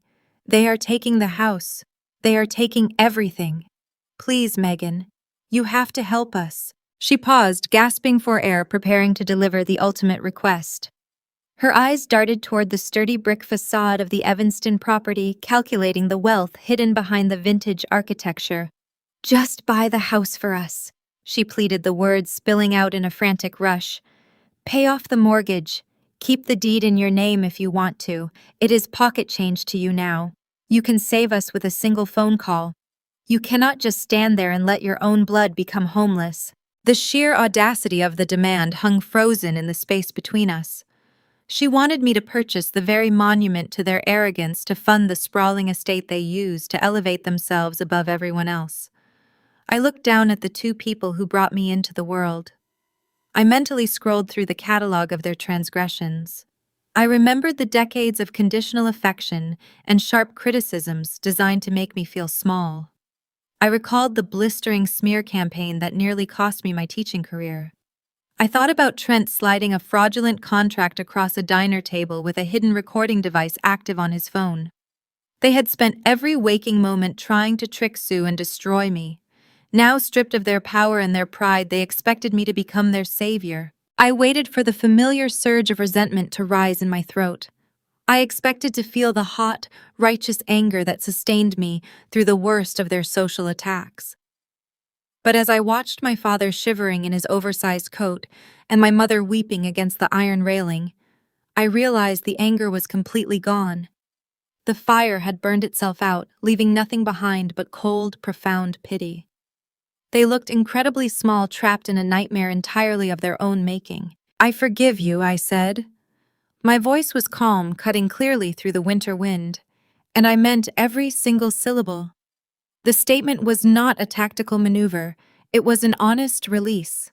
Holding on to the bitterness would only tether me to their darkness, and I refused to carry their weight any longer. Evelyn let out a ragged gasp of relief. A fragile, desperate smile flickered across her tear-stained face. She released the iron railing, preparing to climb the final step toward the doorway, assuming the war was over and the vault was finally open. I raised my hand, stopping her advance. "I forgive you," I repeated, maintaining steady eye contact. "But I do not trust you. I will not purchase your mansion. I will not fund your lifestyle. I am not going to finance the illusion you spent your lives building." The fragile smile shattered. The color drained from her cheeks, leaving her face ashen and hollow. She opened her mouth to argue, to deploy another layer of guilt, but the words failed to materialize. She realized the well was permanently dry. The boundary was set in stone, reinforced by the protective armor Beatrice provided. "The answer is no," I stated softly. "I advise you to contact a bankruptcy attorney and start packing." I stepped back, crossed the threshold into the warmth of the house, and firmly pulled the heavy wooden door shut. I turned the brass knob securing the latch. Then I reached up and slid the deadbolt into place. The loud metallic click echoed through the quiet foyer. It was the hardest, most liberating sound I had ever generated. The physical barrier finalized the emotional separation I had craved for 3 decades. I stood in the hallway, listening to their slow, dragging footsteps descend the concrete stairs. The car doors slammed shut, and the engine revved, fading into the distance until the street returned to its natural, peaceful quiet. The immediate threat was gone, cast out into the freezing night. However, the legal ghost of their desperation still lingered in the background. Their lawyers had abandoned them, but the frivolous lawsuit they filed months ago required an official documented conclusion to clear the probate courts. A mandatory mediation session remained scheduled for the following Tuesday. It would be the final time we sat in the same room, the ultimate reckoning, where the true extent of my grandmother's foresight would be broadcasted on a digital screen. The following Tuesday arrived with a gray, overcast sky that matched the sterile environment of the downtown arbitration center. The mandatory mediation session represented the legal system's final attempt to resolve disputes before a judge officially dismissed a failing lawsuit. I rode the elevator to the 42nd floor alongside Sarah Vance. The steel doors opened to reveal a hallway lined with soundproof glass and beige carpeting. This was a place designed for quiet surrenders and forced compromises. I carried nothing but my coat. I did not need a briefcase. I had the truth and I had Sarah. We entered conference room B. The space felt clinical, devoid of the mahogany warmth of Elias Sterling's office. A long rectangular table occupied the center, surrounded by ergonomic black chairs. We took our seats on one side, facing the skyline through a floor-to-ceiling window. 10 minutes later, the door clicked open. My parents walked in, followed closely by a man who radiated loud, unearned confidence. David and Evelyn looked visibly worn, carrying the physical toll of their impending foreclosure. The polished veneer they relied upon for decades showed deep, irreparable cracks. Evelyn wore a dark suit that appeared slightly wrinkled, while my father carried a tension in his jaw that aged him 10 years. Despite their desperate reality, they attempted to project a facade of strength. They had somehow managed to secure the services of a notoriously aggressive litigator, a man who built his career by bulldozing opponents into submission. He dropped a heavy leather briefcase onto the table with a loud thud, signaling his intent to dominate the room. The mediator, a retired judge with tired eyes, recited the standard opening statements outlining the rules of engagement. He encouraged both parties to find a middle ground. The opposing lawyer did not wait for the mediator to finish. He leaned forward, resting his thick forearms on the table, and launched into a practiced, intimidating monologue. He ignored Sarah and directed his gaze entirely at me. He sought to exploit my lack of legal experience. He claimed his firm possessed decades of expertise in dismantling irrevocable trusts. He painted a terrifying picture of the future, threatening to tie the estate up in endless litigation.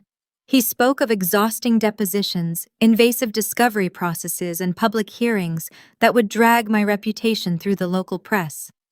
He promised to keep the $30 million frozen in escrow until I was gray-haired and bankrupt from defense fees.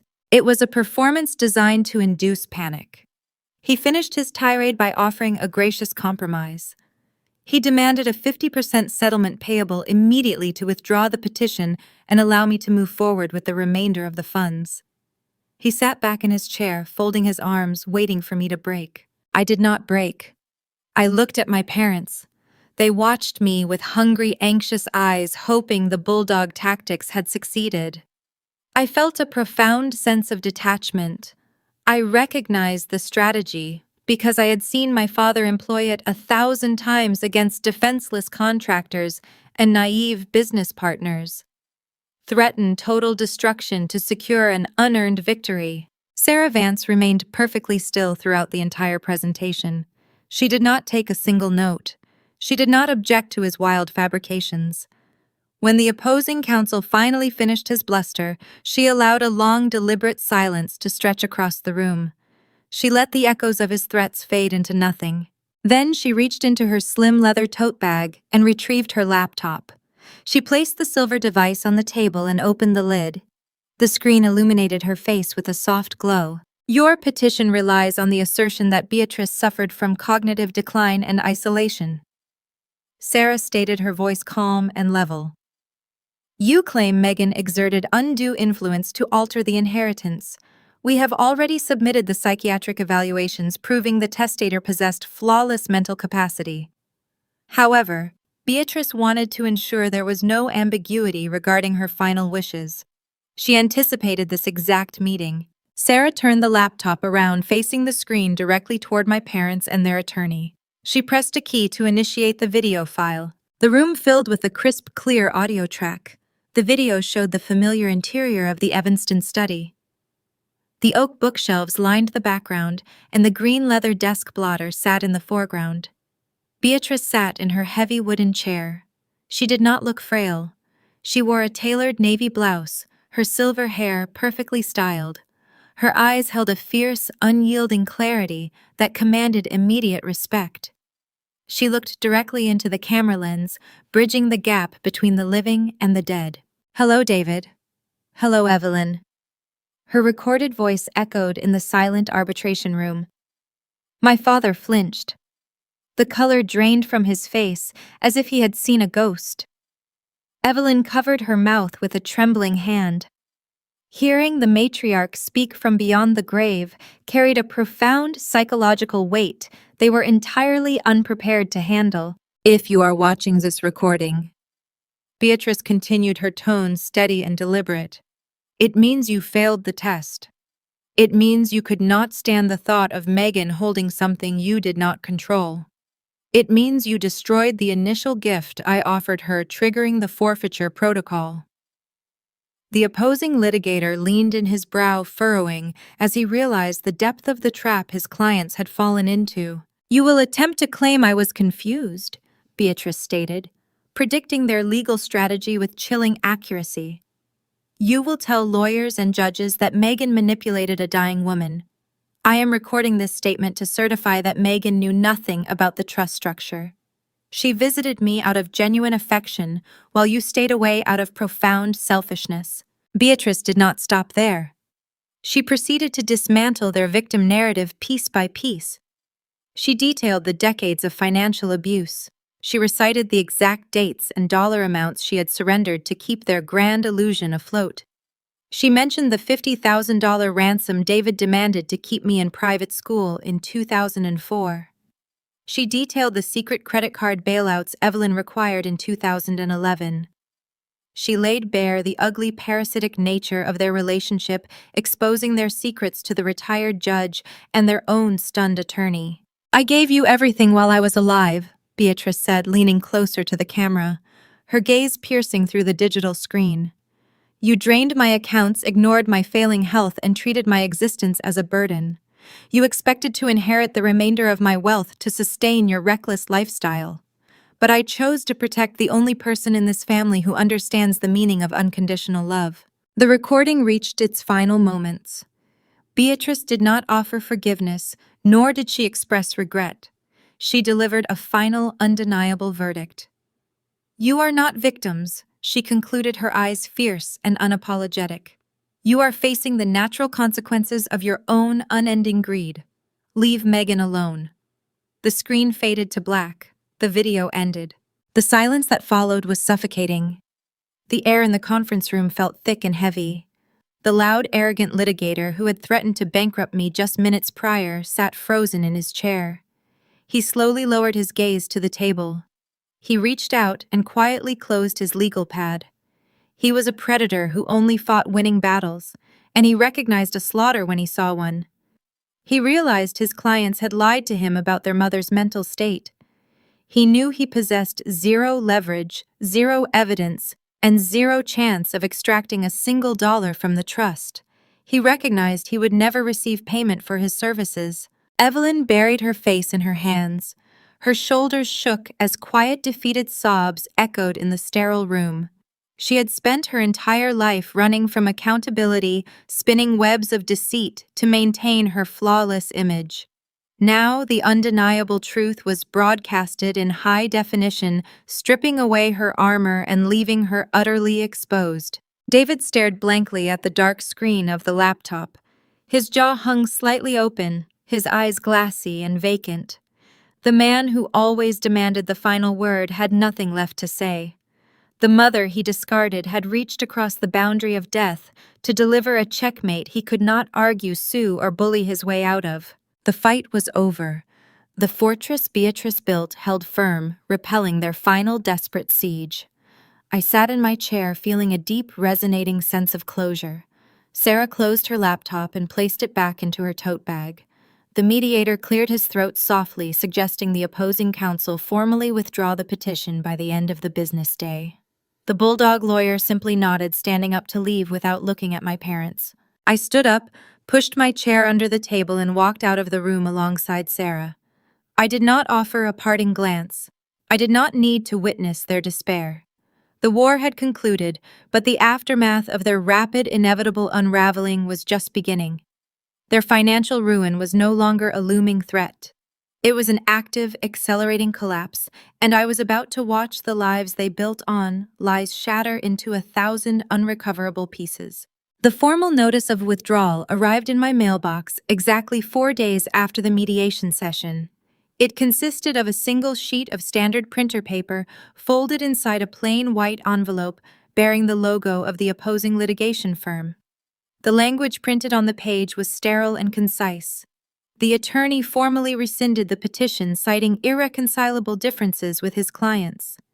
Translated from legal jargon into plain reality, the phrasing meant the litigator recognized a dry well. He billed by the hour, charging steep rates to fund his own lavish habits. He did not engage in pro bono charity work for clients who lied about their evidence and lacked the liquidity to cover his retaining fee. The moment Beatrice spoke from the digital screen, proving her airtight cognitive capacity, he understood the case possessed zero merit. He packed his briefcase, walked out of the arbitration center, and severed all ties with my parents before the elevator even reached the ground floor. The imposing legal blockade they attempted to construct vanished like mist under a morning sun. With the lawsuit officially dead, the final barrier protecting my parents from their own financial collapse evaporated. The unraveling of their lives proceeded with swift, undeniable precision. For 30 years, David and Evelyn sustained a precarious balancing act, juggling high-interest credit lines and balloon mortgages to maintain an illusion of grandeur. They built their entire identities around zip codes, luxury car badges, and the perceived envy of their neighbors. Now the bill was due, and the creditors refused to negotiate. The bank holding the note on their sprawling estate finalized the foreclosure process. The transition was not graceful. It played out in broad daylight, under the watchful eyes of the affluent community they fought so hard to impress. A fleet of discount moving trucks idled on their pristine cobblestone driveway on a Tuesday morning. The sprawling mansion with its grand columns and manicured lawns was systematically emptied of its contents. Repossession agents arrived to collect the remaining high-value assets. Evelyn watched from the curb as strangers carried her prized antique credenzas and custom dining chairs out the front door to satisfy outstanding debts. The humiliation she experienced must have been suffocating. She spent her adult life viewing poverty as a moral failing, judging anyone who lived outside the gates of her exclusive subdivision. Now she was forced to pack a fraction of her wardrobe into cardboard boxes and relocate to a cramped 2-bedroom rental unit situated on the industrial outskirts of the city.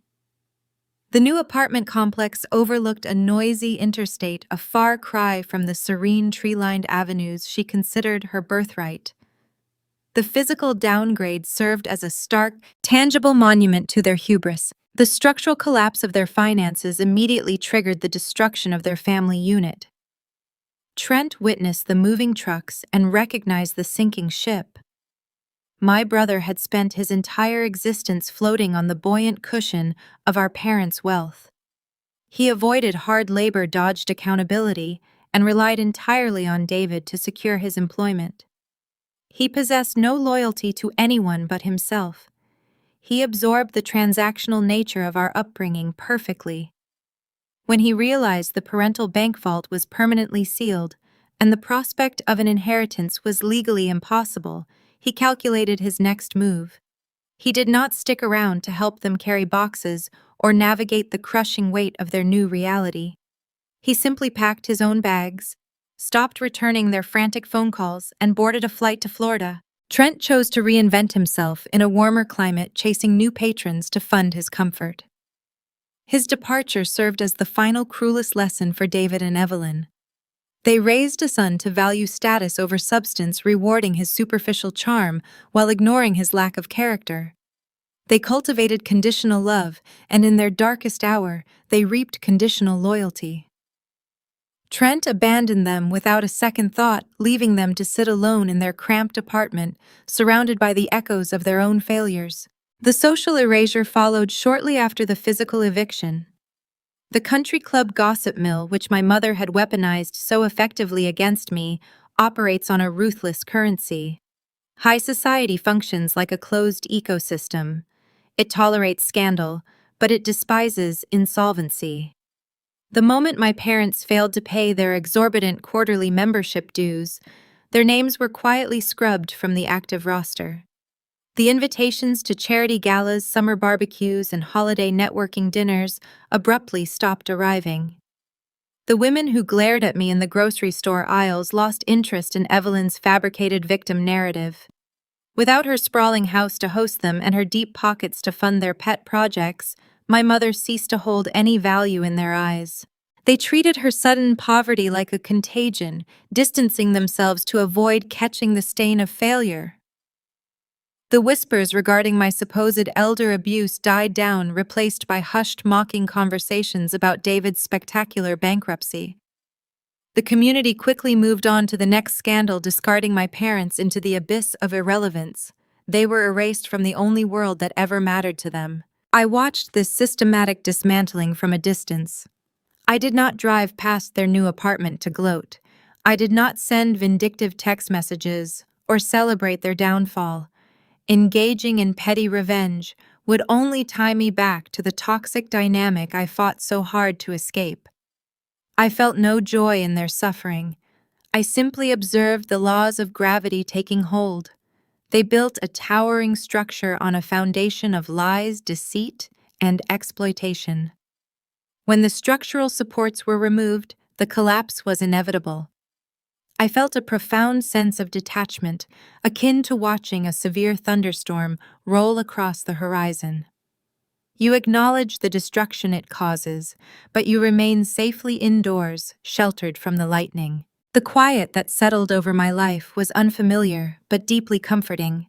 The endless noise of their demands, the anxiety of their judgment, and the looming threat of their legal maneuvers were all permanently silenced. I stood in the clear space that remains after a storm finally breaks. The air felt fresh, carrying the scent of new beginnings. I spent my evenings walking through the rooms of the Evanston house, running my hand along the oak bookshelves, feeling the lingering warmth of Beatrice's protective spirit. She endured their cruelty for decades, so I could experience this exact peace. I held the keys to an incredible responsibility. The trust required careful management. The endowment for the women's shelter needed to be formally initiated.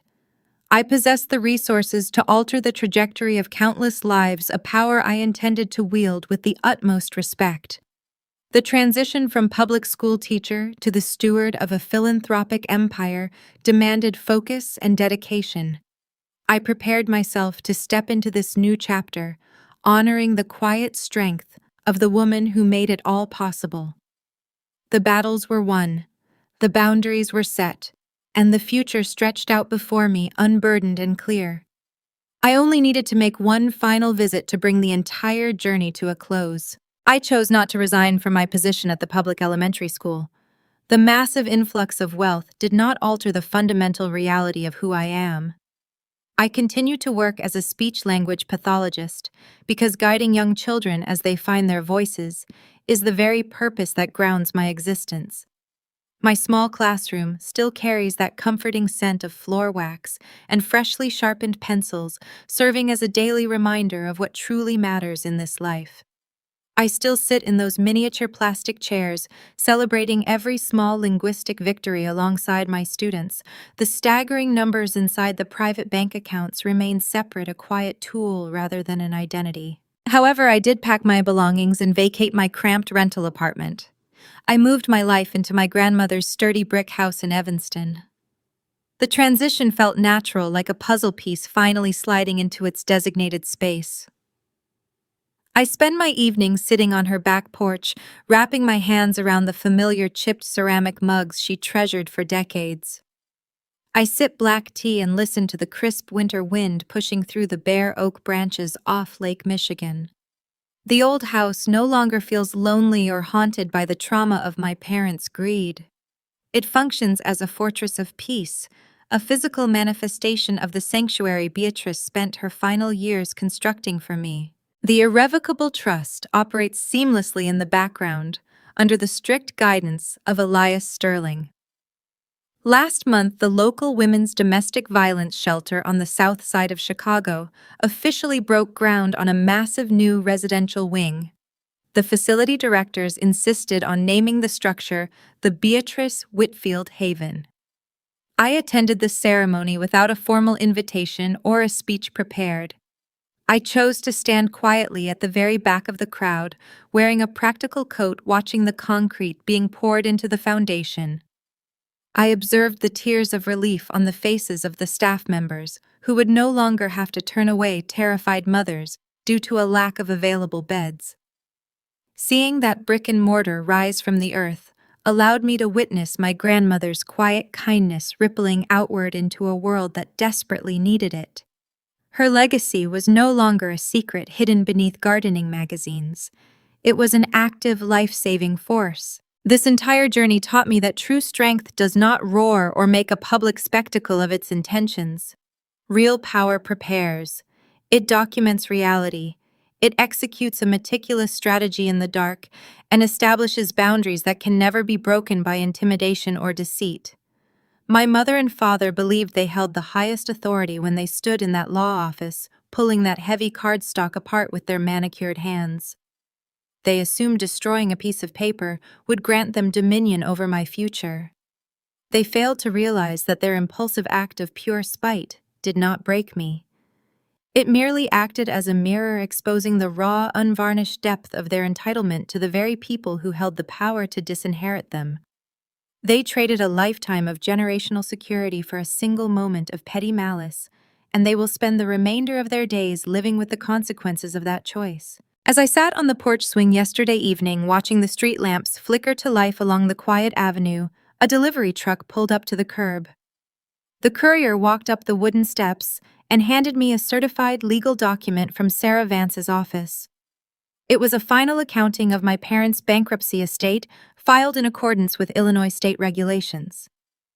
As I scanned the financial columns, my eyes landed on a shocking disclosure tucked into the addendum. The primary creditor that had purchased their foreclosed mansion at the public auction was not a blind real estate conglomerate or a wealthy developer. The purchasing entity was an anonymous subsidiary corporation owned entirely by the Beatrice Whitfield Trust. I leaned back against the cushions of the swing, a sudden laugh escaping my throat into the freezing air. The logic of the trap was absolute. The very roof my parents had gambled away to fund their country club lifestyle now belonged to the daughter they had tried to destroy. The trust had acquired the property to convert it into a fully funded long-term transitional housing network for the South Side shelter. By next spring, the sprawling McMansion that once served as a monument to my family's exclusive arrogance will be filled with the laughter of recovered children and the footsteps of women rebuilding their lives from scratch. My mother's former master bedroom will house the very people she spent her life looking down upon. Beatrice had completely repurposed their greed, turning their vanity into a permanent sanctuary for the vulnerable. I closed the folder, feeling a profound, unshakable sense of completion. The architectural design of my grandmother's love was more magnificent than I ever imagined. She did not just save me from their malice, she used their malice to save others. I am 32 years old, and for the first time in my entire life, I am standing on solid, unassailable ground. The keys in my pocket do not represent a burden of guilt. They represent the freedom to live authentically, shielded forever from the people who share my blood, but do not understand my heart. If you have ever been forced to draw an ironclad line in the sand, if you have ever had to walk away from individuals who share your DNA, simply to protect your emotional sanctuary and preserve your sanity, please share your journey with me in the comments below. I read every single story, and I carry your experiences with me into the classroom every morning. Thank you for walking through these layers of conflict alongside me, and as you close this chapter, always remember the most powerful, devastating thing you can do when faced with entitlement is to simply turn around, walk away, and completely refuse to play their game. There is a very specific glittering lie we are often sold in American culture. It is the idea that success is a volume knob you keep turning up until everyone around you is forced to listen. We are conditioned from a young age to believe that wealth is synonymous with personal worth, and that family, no matter how deeply toxic, is an unbreakable sacred bond you must honor at the expense of your own sanity. We see it everywhere in the sprawling suburban McMansions, the leased European luxury cars, and the exclusive country club memberships that demand a piece of your soul for entry. My parents chased that artificial American dream until it mutated into a blinding obsession. They were willing to tear a $10 million check in half simply because they could not stomach the reality of someone else holding the power. But the quiet truth, the lesson buried deep within my grandmother's vintage leather ledger, is that true strength never has to shout.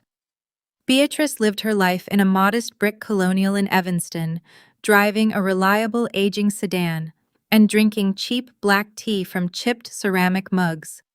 To a society relentlessly obsessed with outward displays of status, she looked like a frail relic left behind by progress.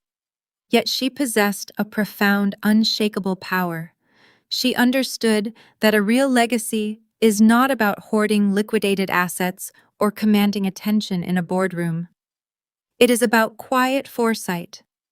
It is about recognizing the rot spreading through your own family tree and having the terrifying courage to build an impenetrable fortress to protect the one branch that still bears genuine fruit. Walking away from the people who share your blood is perhaps the most unnatural, agonizing thing a person can do. We are hardwired to seek their validation, to buy into the orchestrated guilt trips, and to believe that if we just shrink ourselves a little more, we will finally earn their unconditional love. But forgiveness does not require a blank check, and setting an ironclad boundary is not an act of cruelty. It is an act of survival. My parents forfeited an empire because they could not look past their own blinding entitlement. They became the architects of their own absolute ruin, proving that when you build a life entirely on the illusion of control, it only takes one rigid boundary to send the entire structure crashing into the dust.